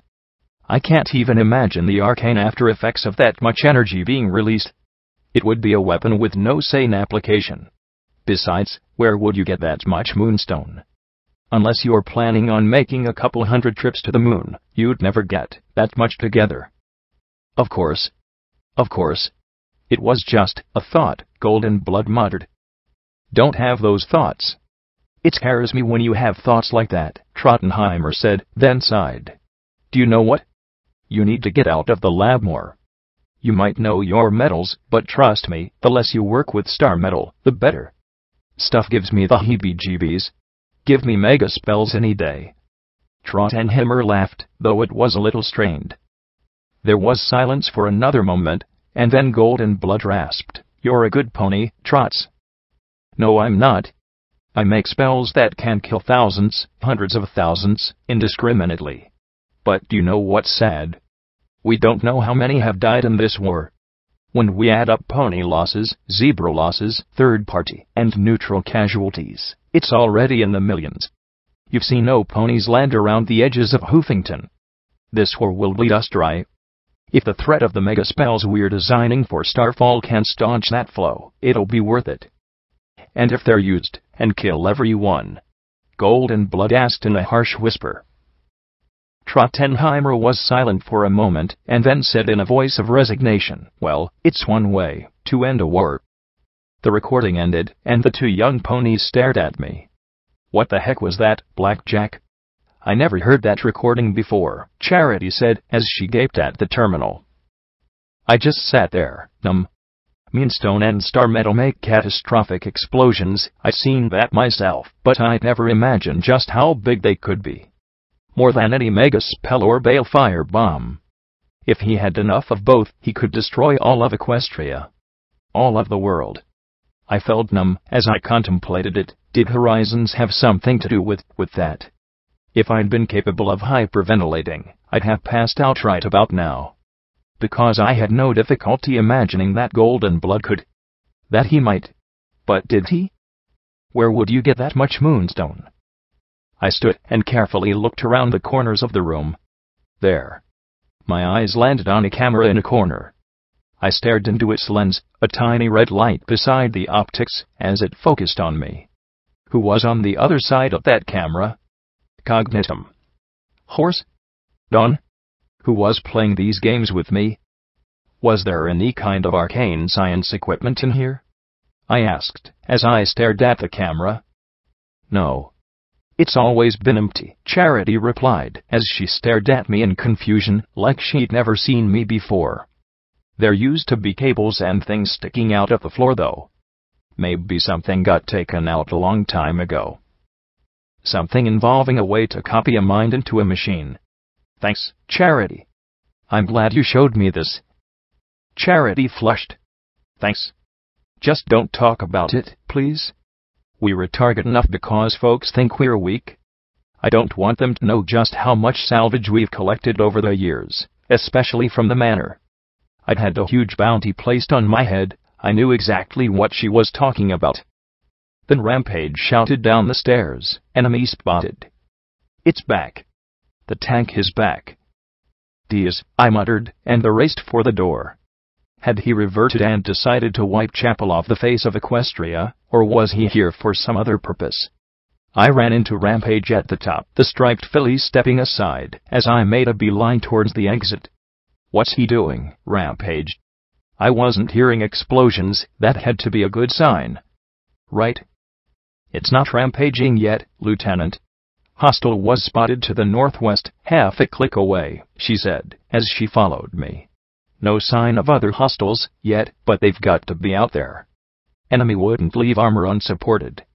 Do you want me to recon and see if I can find them, Vanity?" "Wait. What?" I paused and looked back at her and the furious look in her eyes. On her flank, the two candy canes forming a heart were foremost in the slough. That was her cutie mark. I swallowed. Twist could disappear at any moment. Just noticing she was in the body of an older filly might do it. She seemed to think I was Vanity. "Maybe. One moment, Sergeant. Are you mentally clear and focused on combat?" I'd have to be quick and careful. I had two highly unstable marauders to deal with. She hissed in her anger. "Damn it, Vanity. I'm fine. I don't need your freaky unicorn magic messing with my head. I'm not Jetstream. I can deal with it." Her entire face twitched with aggravation. I might not have been a morale officer, but even I could tell she was close to snapping. I considered her coolly. "I'm not sure I can't take that risk, Twist. Let me put them in a memory orb for you. You can hold on to it till after the battle." "I won't take it. Please don't notice that I was half metal or a mare, or that my mane was the wrong color. Please don't make me bench you this battle, for psych, I told you I'm over what that bastard did to me." "Peppermint and I," she snapped, then grit her teeth as she stared into my eyes. "See me as Vanity. I am your friend. I want to help," I thought, as I returned her gaze. Twist's jaw trembled as it clenched, and a tear ran down her cheek. Then she spat. "Fine. Just be quick about it. And I want it back after we deal with that tank. I am not turning into Jetstream." No arguments there. I pulled an empty memory orb from my saddlebags and touched my horn to her brow. According to Trige's notes, the trick to gathering a memory was not to dive right into the middle of it, like I had with Shuja. Rather, it was like collecting a cloud of flickering images. The more bright and clear a memory was, the more important or traumatic it was to the viewer. I imagined whiffs of magic wafting the cloud into a tighter bunch. I saw vague images of Shuja, Twist, and Rampage all swirling together. What to get? I couldn't copy it all. There had been a name that Shuja mentioned, though. "Peppermint," I muttered, and watched as a portion of her mind bloomed with images. "What about Vanity?" she muttered weakly. "Wait, you're not—" I saw her mind become erratic, and, with as much skill as I could muster, I gathered up that glowing section and pulled them from the others. I didn't have time to look through. From how bright and sharp the flickering images were, I could only guess they were important to Twist. Hopefully they'd be important to Rampage, too. The glowing cloud emerged from Rampage's forehead, like a little radiant storm cloud. I lifted a blank memory orb with my magic and touched the cloud to it. With a small flash, the nimbus disappeared into the orb. Rampage swayed, then shook her head. "Blackjack? What's going on?" "The tank's back," I replied, as I held up the orb. "And I think I've got something for you to see later. Something that'll help." Something. She blinked at the orb, and her pink eyes shifted back to me. Are you sure? I mean, knowing about Shuja was cool, but it's from Twist, I said with a small smile. The name gave the filly a haunted look. She'd been the last to receive the Phoenix talisman. I could understand her feelings. Phew, why don't you look at it? She stammered, and swallowed, shaking her head. I mean, then you can be sure. I stared at her and then glanced at the orb. Okay. After the tank, then. Outside, the sallow glow of day was lightening the usual Hoofington gloom. I must have been reading messages longer than I thought. I popped another spicy ruby in my mouth and trotted quickly to the stockade, peering through a gap. The ponies who hours ago had been fighting the Harbingers now looked to me. Some stared at my new augmentations. Others saw the truth. The Harbingers attacked because of me. Sanguine attacked because of me. The tank was here because of me. There wasn't any place I could call home, where some pony wouldn't try and take me out. So this is how Arloston felt, a home that doesn't want you because of the risk you pose, but that would feel too guilty if it asked you to leave. P-21 emerged from out of nowhere, making me jump. My blue friend had my sword in his teeth and several saddlebags strapped around his neck. Spitting it out, he peered at the tank and gave a triumphant little smile. Good. This time we're ready. We are. I blinked as I looked at the tank. I took the weapon, though, and felt a little comfort. I just wished I had something that could pierce its armor, that was less melee-dependent. When we didn't destroy that thing, I took the liberty of making these satchel charges from the Harbinger's explosives, he said, holding up one bag and opening it to reveal a cone of beaten metal. Then he'd turned so I could see a tube of Wonder Glue duct tape to the side. Press hard. Glue adheres the blast side to the armor. Radio detonated. Shaped charge should breach better, and hopefully take out the tank's repair talisman. Or its brain. I stared at him for a moment, and he frowned in worry. What? I am so glad that you're on my side, I replied with a smile, making him scowl and blush, as he muttered about me being an idiot. So, now we could do something in case things went bad. I closed my eyes and concentrated. The chaos and unity had subsided, it was now almost ominously quiet. I didn't want to try and think something at Lacune. Right now, the last thing I wanted was for the goddess to distract me from dealing with Diaz. Where are Lacune and Scotch? Scotch is minding Boo. She tore the place apart while we were gone, he said with an arch of his brow. Lacune's with Glory. I sighed, trying to think of what to do. I should have left some more cakes out for her. We did. She wasn't looking for cake. She was looking for you, he said. Okay. Guilt was what I didn't need right now. Especially when the tank began to move across the slope, around the village, and towards the road between it and the bridge. Okay. When you think you can, get those charges on it. Don't blow them unless it fires. I can use the drainage ditch for cover, if it gets on the road. What are you going to do? He asked. I rose to my hooves. I'm going to go talk to him. He groaned and covered his face with his black, floppy hat. I gave him a chance to be a better pony. Now I need to find out if he took it or not. That's not it, Rampage said, then smirked at P-21. 50 caps. Pay up. You can collect from Blackjack, he replied sourly. I looked at the pair for a moment with pursed lips. I'm so glad that my friends are betting on my idiocy, I muttered sourly as I started towards the northeast, trotting down towards the bridge. Oh, that's nothing. You should see the betting pool for how long it's going to take for you to ruin your shiny black legs.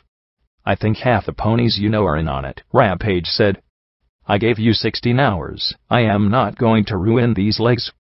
I don't think Rover has many more. Fixing stupid pony, who always breaks her legs, in him, I grumbled, as we stepped out the gate together.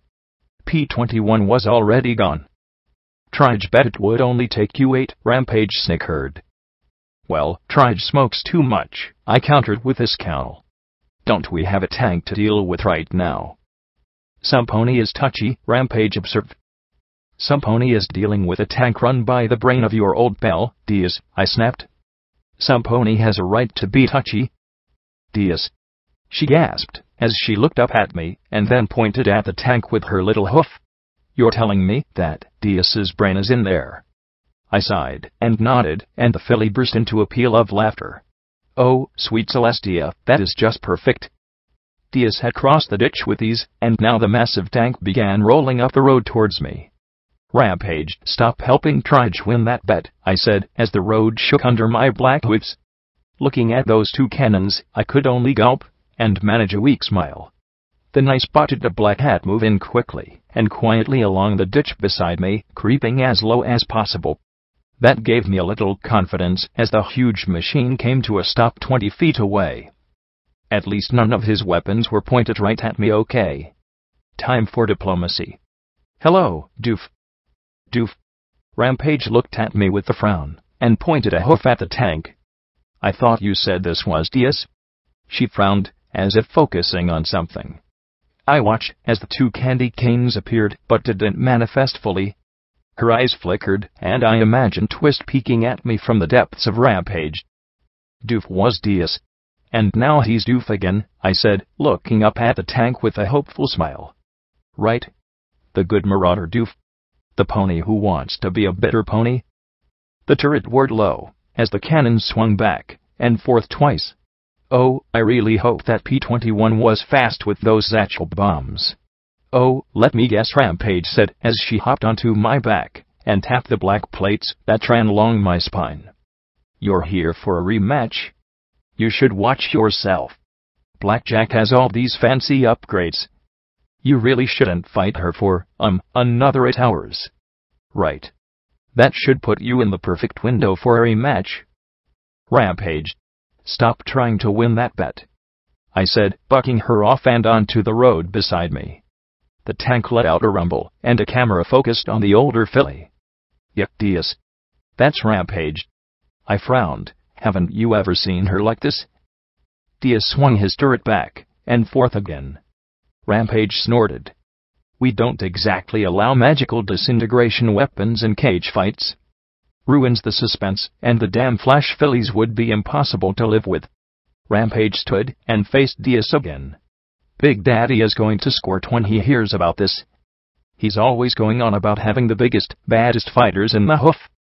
Not even Brutus can compete with you now. The engine gave a little rumble. I hope that was a good sign. So, you're not here to fight me again? I asked. The turrets rose and fell once. Yes, you are, or yes you aren't. The tank let out another deep rumble as I raised my hooves defensively. Okay. I'll take that as a no.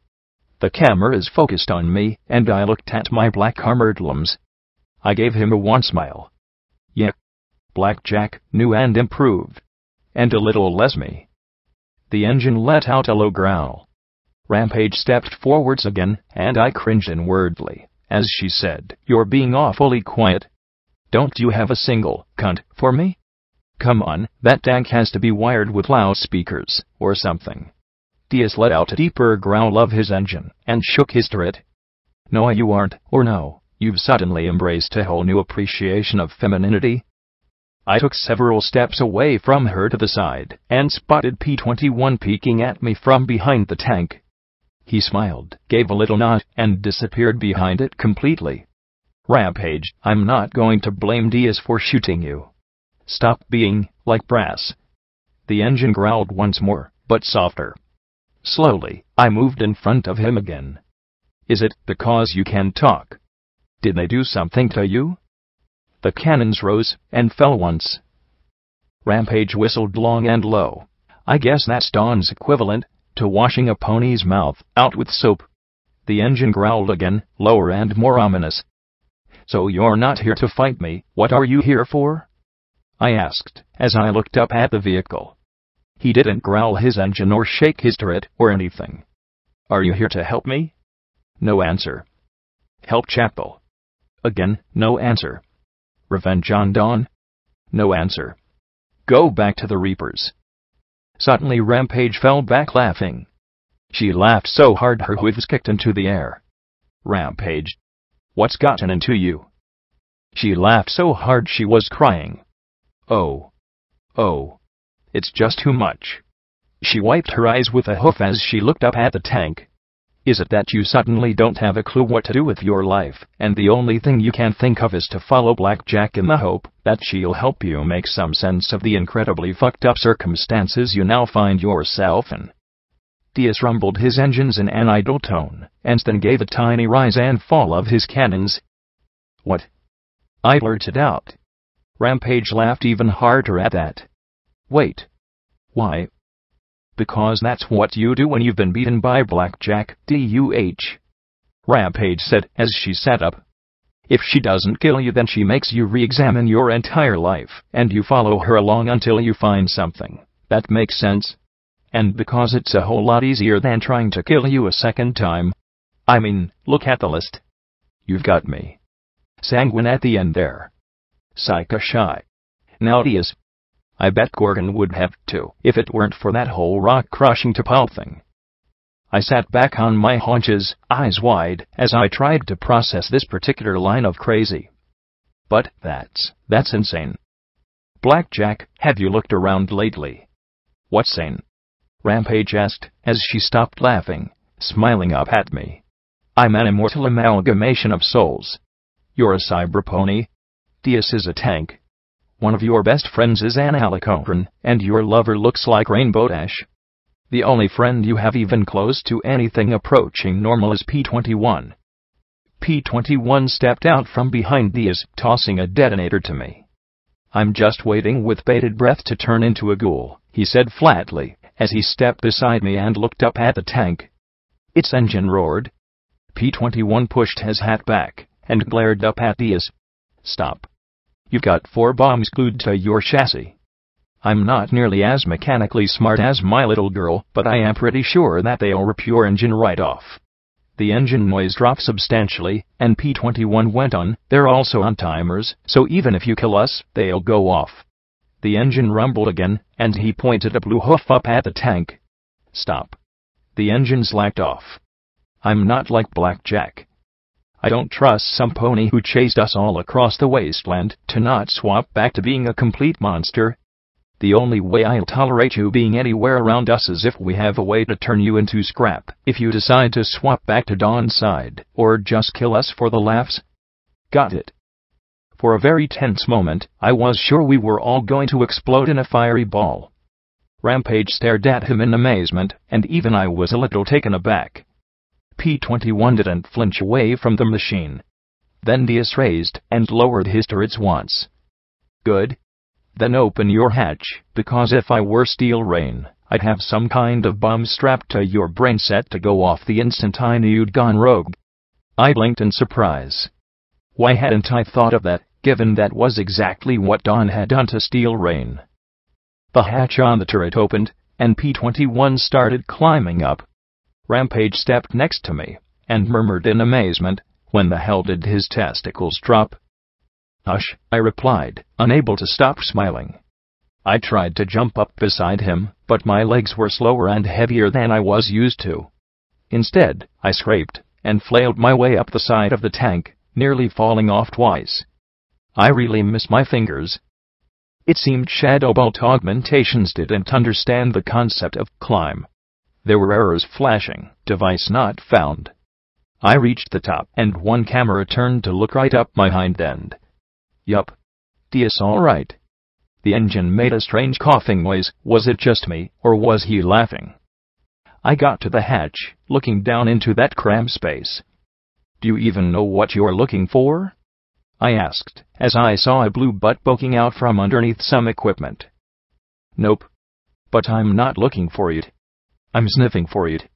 Definitely smelling some plastic explosive in here," he said. I looked at the armored brain resting in faintly green fluid inside the glass jar. "In fact, if I were you, I'd get out of sight.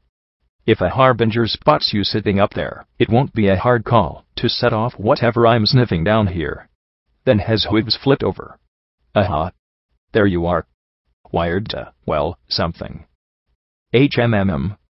His hooves went limp. "Is that the radio?" "Aha. There. You found it?" I said with a grin. I found one. I doubt it's the only one, he replied. You really need to get out of sight, though, Blackjack.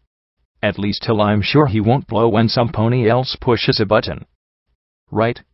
I looked over at Rampage. I guess you and me should. I was interrupted by the turret swinging back and forth. Okay, well, I guess I'll go. Hopping down was much easier than scrambling up. Apparently the legs didn't have problems with falling like they did with climbing. I trotted away, looking back over my shoulder at Rampage and the cameras all oriented on the filly. Diaz was interested in Rampage. Okay. It's official. The Wasteland is stark raving mad, I said flatly as I trotted up the grassy slope towards Starhouse. I whirled around and looked, waiting for the dealer, or the goddess, to make an appearance, but neither did. Well, that's vaguely disappointing, I muttered as I continued up to the house. It was still battered from the party. Had that really been just hours ago? It felt like months. Inside, I spotted Scotch-A playing on her side with Boo, snoring up a storm. The inside was even more thrashed than we'd left it. Then Boo popped her head up from behind Scotch-Tape. She looked right at me, but rather than charged, she crept over the sleeping filly and looked at me with her pale eyes. She looked wary, even scared, as she shied left and right. Hey, Boo. It's all right. It's me. But she didn't look reassured. If anything, she seemed more worried, ears hanging and eyes downcast. What was the matter? Was she sick? Injured? Was there something wrong with her cloned body? No, nothing I could see. Then I looked into the worry in her eyes. It wasn't her, it was me.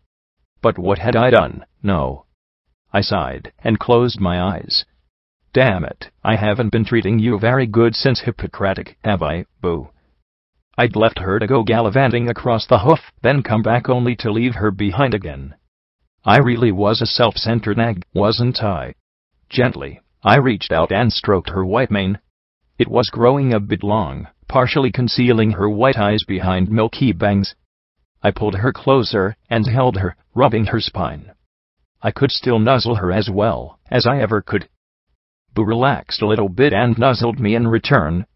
I'll try not to leave you behind again, if I can help it. Okay. It was a risk. I couldn't see her surviving a place like Hightower, but leaving her behind just meant a different kind of hurt. Just try not to let yourself get hurt. Okay. I didn't know if she understood what I was asking of her. I could only hold her and hope that I wasn't going to get her killed with my kindness. Of course, something bad would happen. The steel that was consuming my body one upgrade at time was testament to that. But I could hope. She rested her head on my side and huffed softly. As carefully as I could, I stroked her mane with my hoof. It had been a while since I slept. Maybe just a short nap. I trudged through the green snow along the chunks of obsidian talus at the base of Black Pony Mountain. The Hoofington Basin was quiet. No rain nor falling snow marred the clear air. As far as the eye could see, green drifts of snow blanketed the land. You could almost imagine that it was a calm hearth-warming eve day. Then I passed frozen earth pony corpses in the snow, and was reminded that this was anything but. Nothing useful on any of them. I had worked my way through half of my radiation supplies. The goods I pilfered from the hospital were running low, and I needed to find more. Hoofington Memorial was south of me. I could take what I needed from there. But right now, I needed to check in. The only problem was that the EBS had fallen almost as silent as the snow. There were a few desperate ops from the west, some pony in the Manhattan Moss Hub trying futilely to get some kind of organization effort going. The military channels had fared even worse. There was machine chatter, but it wasn't anything I could access. Every channel was either destroyed, locked down, or useless. Since I couldn't do so remotely, I only had one choice: report in person. I continued to pick my way up the talus. The radiation clicked slowly away, my black riot armor providing slight protection as I ascended towards the eastern side of the mountain. It had been only a few weeks since the bombs fell. But I still had my duty to perform. I still had to earn my forgiveness. Finally, I pulled my way up onto a flat shelf of land between the obsidian crag and the eastern mountains. The shelf was littered with a dozen sky carriages, some of them large passenger affairs and others small, expensive personal craft. Some had landed perpendicularly atop other carriages, because the space was so limited. And there were a lot of bodies. Pegasi still danged from their harnesses, some killed by radiation and others killed by bullets. Earth pony laborers lay in heaps. A smattering of unicorns in fancy outfits clustered together in whatever shelter they could find. Bodies, bodies, bodies. So damn many. I walked along as silent as death towards the sheer eastern wall. Once there had been a cave here, a cave that had been home to a colossal beast in older, peaceful times. Today there was no cave, just a solid wall of black obsidian. I approached, hoof step by hoof step. A sense of dread filled me, and I hesitated. A few more, and again I froze. I looked to the left and right, looked at the perfect semicircle of bodies that had stood here, and slowly died of radiation. I couldn't take another step forward, something refused to let me. If he were here, he'd open it. He'd need me. He'd use me. And he was on the list. Then someone had the ill judgment to shoot at me. Worse, they missed. I came around, both SMGs rising up as my eyes picked out where the shooter might have come from. It wasn't really all that hard. The emaciated red earth pony mare swayed in the doorway of one of the wagons. As her eyes rested on me, she immediately smiled in relief. Oh, Operative Sam. About time some pony useful came along. She turned and trotted back inside the sky wagon, and I followed. The once expensive sky wagon was now a squatter's shack. Do you have any Radaway or Radex, Operative? The red earth pony wheezed as she trotted over to a tiny cache of supplies in the corner. She turned, more of her mane falling out as she moved. But I didn't respond, simply looking at her. She pointed a glittery red hoof at me. I asked you a question, soldier. I nodded once, and she grinned. There were missing teeth in her smile, and her gums were bleeding. Another day or two, and she'd be gone. I looked around and spotted a black earth pony mare lying in a heap with a bloody knife embedded in her neck. Another one of my old bosses, Onyx. Good. Good. Garnet tossed the revolver on the bed, blood smearing the mouth grip. Damn, readout is sealed. Can you fucking believe it? Some pony got here before us, all of us, and locked it up tight. She rubbed her face, beads of sweat on her brow. I just knew that eventually some pony who could get inside would come along. Is Luna in there? I asked in low, tense voice. Luna. Garnet cackled. Luna's a corpse in Canterlot. Celestia too. All of Equestria is dead. Fuck Luna, the red mare said as she slumped. I was supposed to be a part of the new order. Richer than fucking filthy himself. She looked over at a brown stallion in the snow. Fucker wouldn't shut up about his kid. Can you believe that? We're all fucking dying, and he wanted to run off to the far side of the country to get her. We have confirmed deaths for all the party pooper targets? I asked in strange reasonableness, and Garnet gave a bloody grimace. Cloudsdale is vaporized, and that was the last place Dash was spotted. I think we got her. Maripony was Baleford too, but it's still standing. Any pony's guess, if Twilight survived? If it was standing, she had Rarity and Fluttershy corpses in Canterlot. You killed Pinky. She rubbed her chin a moment. Applejack might have made it to stable 2 in Ponyville. She stared at the bloody spittle on the chipped, glittery hoof. I need that fucking rat away, Operative, she said, a touch weakly. I ignored her request. Where is the director? I asked slowly. Keep calm, just like when shooting. I had to stay calm and centered. I had to. Who the fuck do you think is in there?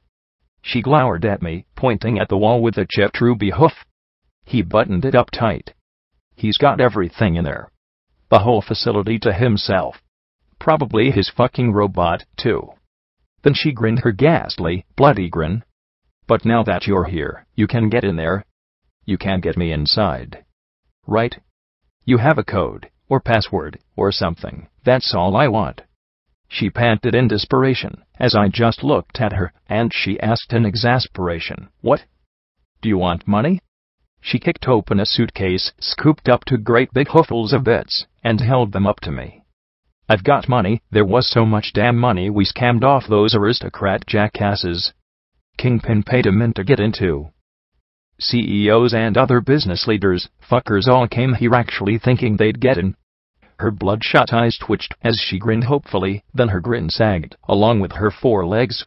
Gold coins bounced and tinkled around her hoofs. She rubbed her face with her hoof, muttering to herself, "I thought we'd get in. You're sure that horse is inside?" She narrowed her feverish eyes. "No. I'm not fucking sure, but unless Sapphire told Rainbow Dash or Emerald told Twilight, he's the only pony with the authority to access the readout." She coughed and retched, bringing up bile over her glittery red hoofs.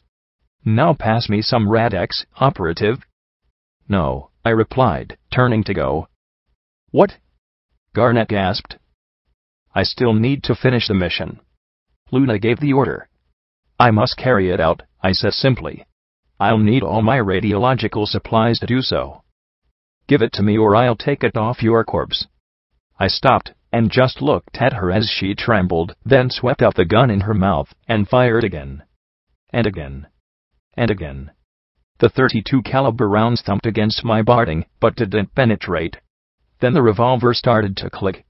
She shook, pink tears running down her cheek as the gun slipped from her mouth, taking two more teeth with it. "Please, help me." "Helping you doesn't earn me forgiveness. I will serve Luna and earn forgiveness," and her last order was to carry out Pretty Pooper. "I can confirm 2 kills. I suppose I'll have to confirm the rest," I said, readying myself for the long walk to Maripony. Then I'd have to use every stable tech access code I had to clear out that Ponyville stable. Difficult, but doable. "You stupid cunt. Luna didn't give that order." "I did. And you killed for me." "You stupid damn bitch." She cackled as she pointed her hoof at me. I stared at her. "Liar." "Only Luna could give that order," I said weakly. "Only Luna would, you unbelievable dumb shit." Garnet roared with laughter. "Did it ever occur to you that there were fucks who benefited from everyone dying?" She pointed a hoof at me. "Gold and blood had it set from the start. When the war ended, me, True Blood, we'd all be brought up on fucking war crimes. War crimes. Fuck that." She swung her emaciated hoofs wide as she grinned ghoulishly. "Soon as Horse found out, I knew I wasn't going to let that fucking happen. So I gave the order. Right when we were certain clusterfuck apocalypse was going to hit. We sent out hit squads to kill every last person even vaguely connected to the OI, or its projects.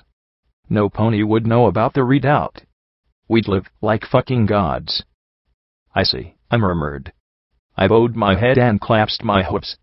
"Forgive me, Luna, for I have taken the life of another." But the words gave no comfort. No absolution of my sins. I was damned, and not even Luna could save me. "You'll never be forgiven. I know who you killed." I lifted one of the SMGs at her cackling, bloody maw. She grinned her bloody smile, ready to eat a bullet. "Come on, finish me. Finish me, you killing fuck," she screamed as she threw her hoofs wide. "You've killed fucking thousands one by one for your fucking goddess. Kill me." But I didn't. Instead, my magic reached out and took the knife that had been stuck in Onyx. Her grin disappeared as I flicked the blood off it and tucked it in my belt. Then I turned and stepped out into the snow. "You should have saved one of those bullets for yourself." Garnet hobbled to the entrance after me. "No. Come back here.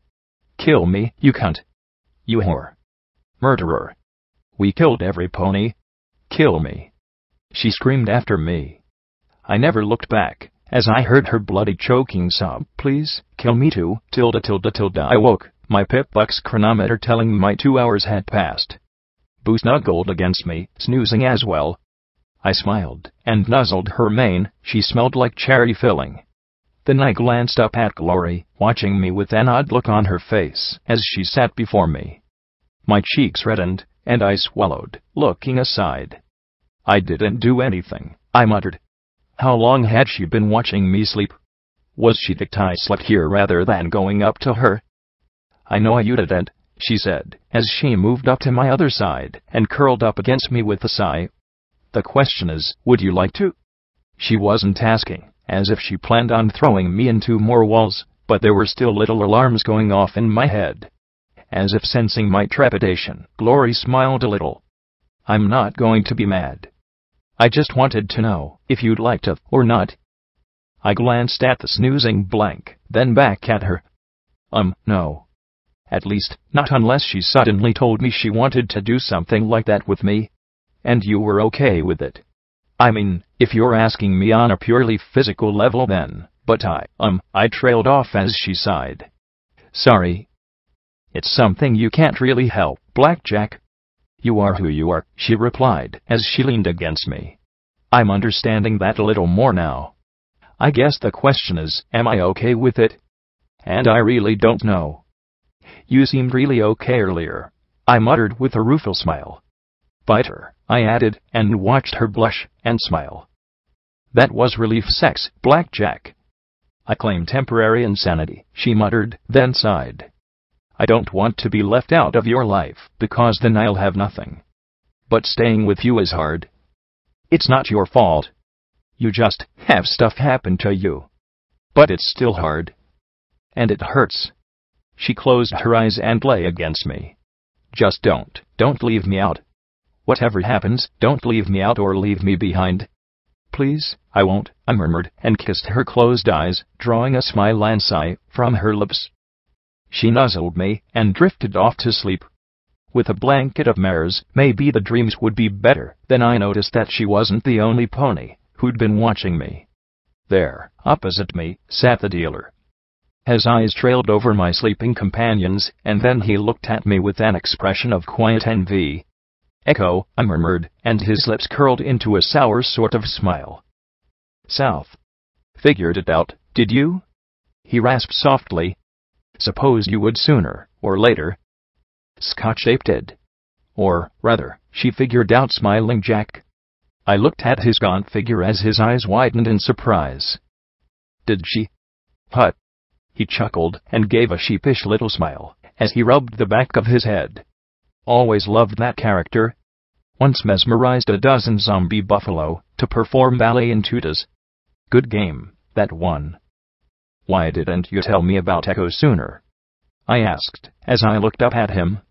His smile disappeared instantly. What was there to tell? I was the unwanted product of an egotistical jerk and a mother who didn't want to be reminded of her past mistakes, he said grimly, as he looked away. I entered the military because there was no other place for me. There never was. I was the pony who wasn't there. But you saw, I began, but then he snapped and threw his hat to the ground. Of course I saw. He snapped and then laughed bitterly. I was the pony who saw it all. The good times, the bad times, I called them and recorded them down. I saw Big Macintosh die. I called in the medics who took Stonewing away. Watched Jetstream lose it on the battlefield. Saw Doof become a criminal. Vanity eaten up by regret. Twist turn into an emotionally scarred husk. Apple snack consumed by bitterness. Some bison. I watched it all, and I did nothing to stop it. He spat as he started to pace back and forth. I was the witness. The one who knew where the bodies were being buried, but who never blew the whistle. The one who overheard all the dirty secrets, but was too godless to bring them to light. The one who knew my friend's pain but was too cowardly to raise a hoof to help. As I watched, the sallow white stallion transformed into a buttery yellow one with brown hair and short and shaggy profusion around his shoulders. Why in Equestria would I want to tell you about Echo? The pony who did nothing while he watched the world explode around him? He scooped up his hat and put it back on, reverting back to the dealer, his lips in a harsh frown. Smiling Jack was the bitterest, angriest, nastiest pony in the Wasteland, and he was 1,000 times better than Echo ever was. I stared at him quietly for an instant. What happened to all of you? I murmured. He turned away, and for a moment I was certain he was going to leave again. But then he whispered, "Stars, excuse me? It's stupid. It's just something I've thought about." He looked back at me over his shoulder. It was right after training. We'd finished basic, and it was nightmare night, and every pony was in a mood to celebrate. Twist wanted to go to a carnival being held right where chapel is today. Before the graveyard was there. Bit by bit, we all agreed. Sam took me along because she took pity on me. He sighed and shook his head with a sad little smile. That was a good night. I actually felt like I had friends for the first time ever. There were games and rides and kids running around, and it just felt like the war wasn't happening. Everyone was having a wonderful time. He shook his head again as he lowered it. Then Twist saw that damn fortune teller. I asked with a frown. An old zebra had a tent. Strange old guy. Had tattoos all over his face. His tent had bizarre, leering masks and creepy herbs and specimens in bottles. The kind of zebra that would have been snapped up by the mom had he been around a few years later. Maybe he was. Asked us if we wanted to know our fate. He snorted and shook his head. Of course, we did. He sighed and looked mournfully at me. He said, we'd all die ignoble deaths on the muddy battlefield within a year. I winced. Ouch. Needless to say, none of us liked that. But then the old codger asked us if we wanted to change our fate. He said there was a way for all of us to be heroes. The greatest heroes in the whole war, so long as we were true to each other.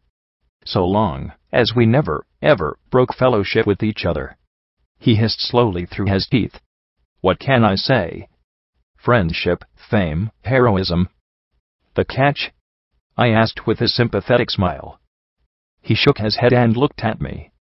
The first to break the fellowship would die, and they would receive the most merciful death at that. The rest of us would wish we'd been the first to break if we were not true to each other. And you accepted. How could they not? We did. Partly out of pride and partly out of a wish to laugh at the zebra's predictions. But then he got out this book. This horrible black book. And suddenly it wasn't so funny. He called on the stars to change our fates and curse us if one was false to the others. There was a hum and green spiraling things an earth pony can't really explain. He shook his head. When the light show ended, the zebra was gone. The tent was completely bare save for a few empty crates. He sighed once more and then gave a little smile. What was funny was, it worked. The next day, we were all assigned to a special combined task force. Experimental, 3 ponykinds working as a special squad. And it was amazing, he finished with a wistful look. We were amazing. We did things that no pony thought was possible. Things we didn't think possible. And there was fame and glory. Most of us never talked about that night, but I thought about it. We were going to be friends. Loyal and true forever and ever. Then Stonewing fell in battle, and we wondered, oh never out loud, but there were loose questions. Had he been untrue? Had he broken the fellowship? He sighed as he dropped his head. We didn't know that he was being held in a hospital in critical condition. Some paperwork error. And then he raised his eyes to mine. Then Big Macintosh said he'd had enough. He said he'd met a mare and it was time to settle down. He'd figured he'd done his share for Equestria, and didn't believe in zebra curses. He wanted to raise a family. Said family was the most important thing of all. He'd stay for one last critical mission, protecting Princess Celestia at a peace summit. He figured that once the meeting was done, there wouldn't be need for marauders. Then he died, I said quietly. Oh, not just to death. Dealer snapped, a hero's death. Princess Luna turned it into a rallying cry, another escalation in the war. A sign we had to fight harder, do better, to defeat our foes. The next day, Sam disappears. A few weeks later, Dufrape's Twist. A month later, Applesnack gets reassigned to babysit zebras. A few months after that, Jetstream snaps. Then Vanity walks away. Twist takes the enemy as her lover. And me, I was left all alone. picked up by golden blood out of, I don't know, pity, I suppose. I thought of that moment out on Starpoint, before I'd found out about gardens and taint and everything. Had my fate been changed there? Had I been supposed to die with a bullet through my head beside Marigold's bones? Cursed to become the thing I was now. It was a chilling thought. I'm sorry. I just don't know what to say. Stars and zebra curses, Seikashi said. The stars were powerful, fickle, and dangerous. But I don't know if they can actually do things like that, I muttered, looking at the stars on the beams overhead. I can't imagine they do. Every colt and filly wished on stars back when you could see them. I did, he said softly, hanging his head a little. He looked so glum that I wished I could give him a hug. Instead, I did the next best thing. So, tell me more about the adventures of Smiling Jack. A small smile curled in the corner of his mouth. After an hour of dealer regaling me with stories about hunting down bank robbers across the desert, dealing with spirit-summoning shamans, being forced to dress in rag to infiltrate a monastery, fighting hordes of zombies, and something called Den, epic botch, that apparently turned Jack into a kumquat, dealer returned to wherever he went when he wasn't feeling chatty. I'd have to go soon and check up on P21 and Diaz. There was just something that was bothering me as I lay here nice and quiet. It was too quiet, particularly in my head. I hadn't heard a peep since the riot inside the goddess ended. The stillness was unsettling and unnerving. Was the goddess just silently watching in the back of my mind, or was she away plotting something? So far, I'd only listened to Unity and talked at Lacunic. I'd never actually tried to go into the hive consciousness. Part of it was that I didn't know how, but another wondered what would happen if I did try and push that connection. Would I be sucked in forever? Could the goddess control my body while I was in there? Was it even possible? Oh hell, it wasn't the first time I'd ever done something completely clueless and heedless of the risks. I thought about the memory magic I'd done with Rampage and what I'd read in Trige's books. I wasn't a smart pony, but I wasn't as stupid as I used to be.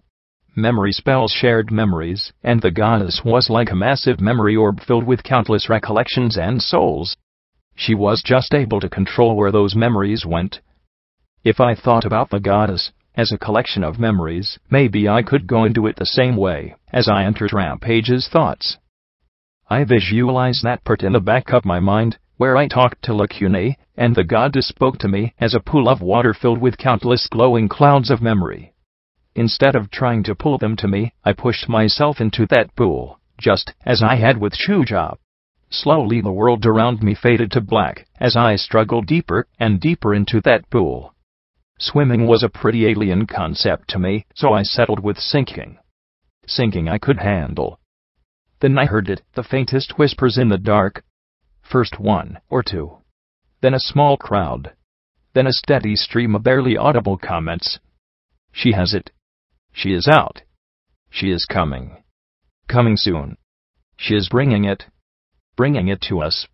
The book. She has the book. I didn't know who she was.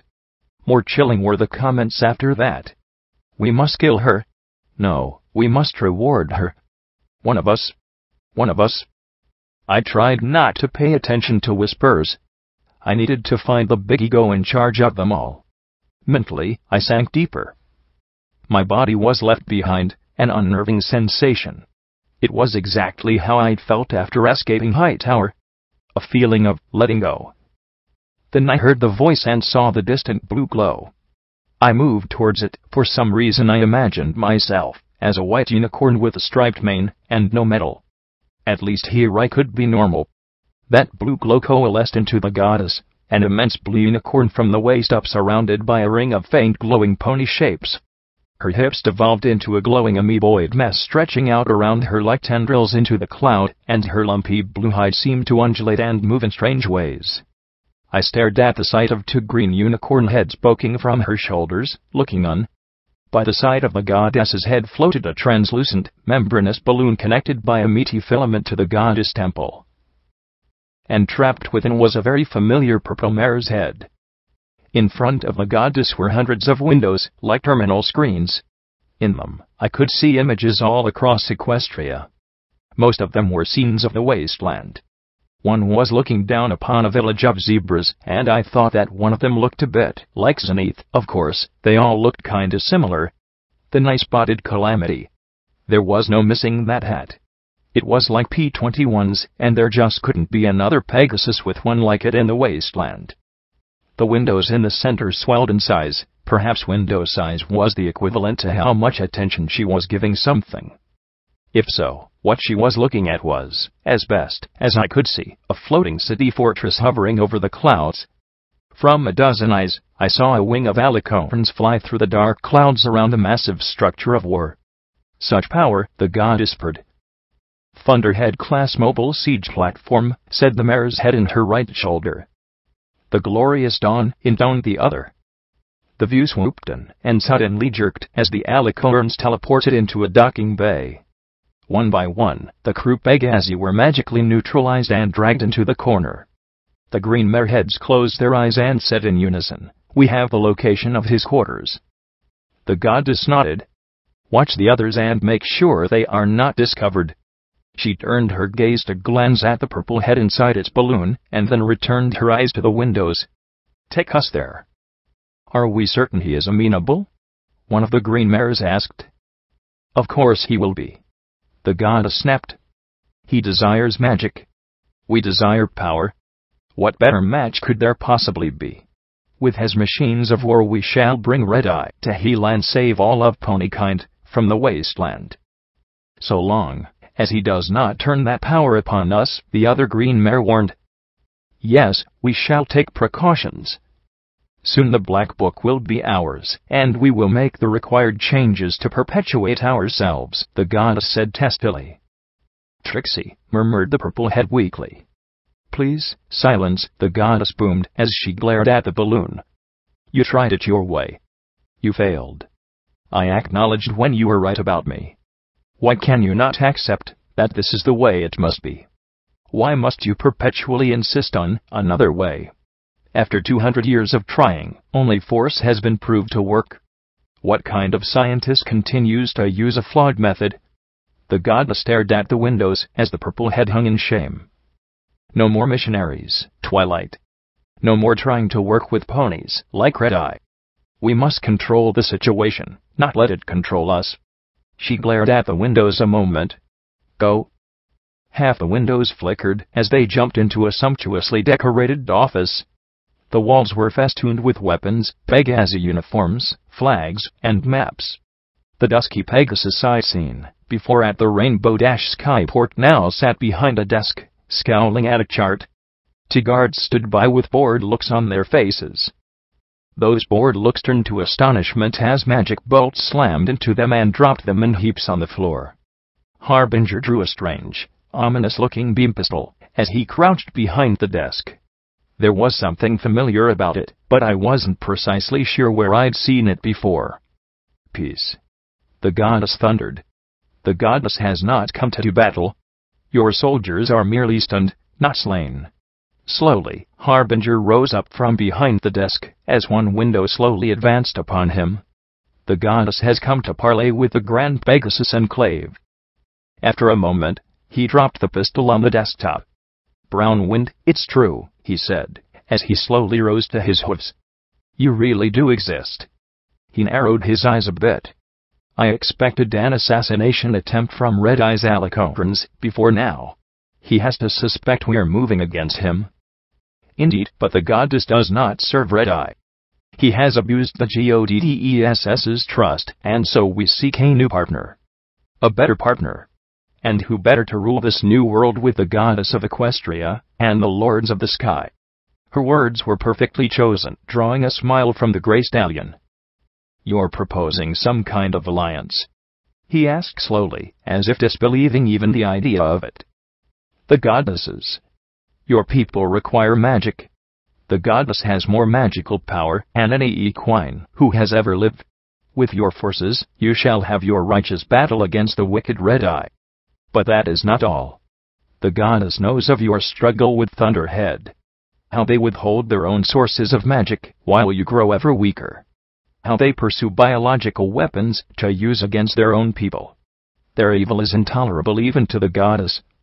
Once Red Eye is chastised, the goddess will aid in you delivering a punishment befitting such treachery. Okay. This was rapidly approaching a level of nightmare even I was having trouble handling. Well, that's an interesting proposition. Very interesting. But you know, that saying about things that are too good to be true, he said with a glare. What is the catch? No catch. No tricks. Together we shall bring peace and order to Equestria. You wish the skies. Keep them with the Goddess's blessing. The Goddess's children shall rule below and bring salvation to all ponies trapped in the wasteland. The goddess shall provide your enclave the means to control not just the skies of Equestria, but of the entire world. And in return, all the world shall be united and saved. But that was a lie, and I knew it. Zebras, griffins, and ghouls couldn't be turned into alicorns. But looking into the office, I could see the naked appeal in Harbinger's eyes. Still, he wasn't entirely sold. How do I know this isn't a trick? Perhaps an attempt to get me out in the open. Look upon your neutralized guards. Had the goddess wished you did, you would be so. Our offer is made in good faith, Harbinger. The goddess seeks your assistance, not your demise. He clearly seemed to be considering it. Finally, his lips twisted sourly. It's not exclusively up to me. The council will want to debate. He said the word like it was a curse. The goddess chuckled. Do you know the value of spectacle better than most, High General? There will be no need of debate when you arrive with a wing of the goddess children with you. Your people shall fall in line and excuse your audacity when all the Goddess's gifts are presented. New talismans. Fresh materials to make new weapons of war. The strength of your people restored. Come to the home of the goddess. Bring your cameras so that all can see the glory of the goddess. Thus shall our alliance be made fact for all to see. Harbinger glared at her, but his eyes danced with the potential hope. He desires, whispered the two heads. Of course he does, chuckled the goddess. We're speaking the same language. Power. Harbinger finally said with a little smile, I'll reflect on your generous offer, goddess. He shall accept. The green left head said. He only needs to get his plots together, the right green head murmured. Then he shall come. Of course, High General. The goddess looks forward to our alliance. Together we shall bring peace and order. But we urge haste in your decision, lest the goddess be forced to act without you. Of course, he said with a little smile. Return, the goddess said with a cackle, and the windows aboard the siege platform disappeared and were replaced by images of clouds. Okay, I had to do something. I had to tell some pony. I needed to. Twilight Sparkle was looking at me. The old mare's head seemed so terribly tired and sad as she looked on. Yet even as I looked, the corner of her mouth turned in the saddest smile. Then she mouthed a word within that diaphanous balloon. Run. What? The goddess began, and then the immense blue form turned around to face me. Then I understood what all those lumps were, and why they moved so oddly. It was a body made of eyeless pony faces, a thing that could have been birthed in Horizon Labs. Her periwinkle eyes widened as they looked down at me, then narrowed in an enraged glare. Phew. Shitoshi bowed. Awaken. Leave. Vacate. I struggled to pull myself out of this void and back to myself. Maybe if I got into myself, I could warn someone. Spike. I could tell him. He'd warn Homage. He could tell every pony. The Enclave and Goddess, together. It had to be stopped. I felt myself pulling out, but too slowly. Far too slowly. Her immense hooves reached out and caught me. Sneaky, Blackjack. I look forward to having you flee within unity. And that day shall come soon. Very soon. Her lips curled wider as her eyes narrowed. In the meantime, let me repay some of the annoyance your lineage has caused me. She pulled me towards her gargantuan maw, filled with countless babbling pony heads, and an infinite number of teeth. I jerked, disturbing both Glory and Boo, as I clutched my pounding skull. "What is it, Blackjack?" Glory asked in concern. "What's wrong?" Something was wrong. There was something I needed to tell some pony. "I don't know, just a headache," I muttered as I lay back. We were going to have to leave soon. I had debts to pay, and sticking around here was just an invitation for the Harbingers to attack again. I just wished I knew what the goddess found so damn funny. Footnote: maximum level reached. Quest perk achieved, Shadow Bolt Armor MKI. You've received the reinforcing base for Shadow Bolt Cybernetics. Plus 3DT. Author's notes: I really want to apologize for the lateness of this chapter. School, pneumonia, and writing difficulties made getting this chapter done a nightmare. This is the third form of the chapter. I hope it's okay. The chapter ended up being a recovery chapter. Sorry. I'm getting formulaic, I guess. Anyway, thank you for your patience in waiting for the chapter. I hope it was worthwhile. I want to thank every pony for reading as far as they have. It's my dream to finish PH this year. I want to thank the endless support and help given by Heinz, Bronode, and Snipe Hamster to making this worth reading. Trust me, my rough drafts are painful. Special thanks to Cot for creating fore, as always. And I'd like to thank every pony who's generously supported PH. There were quite a few donations this month, and sadly I didn't get a chance to thank everyone personally. Thanks to people's generosity, I'll be attending Unicon in Las Vegas in February. Hope to see folks there. Just look for the grossest attendee. That should be me.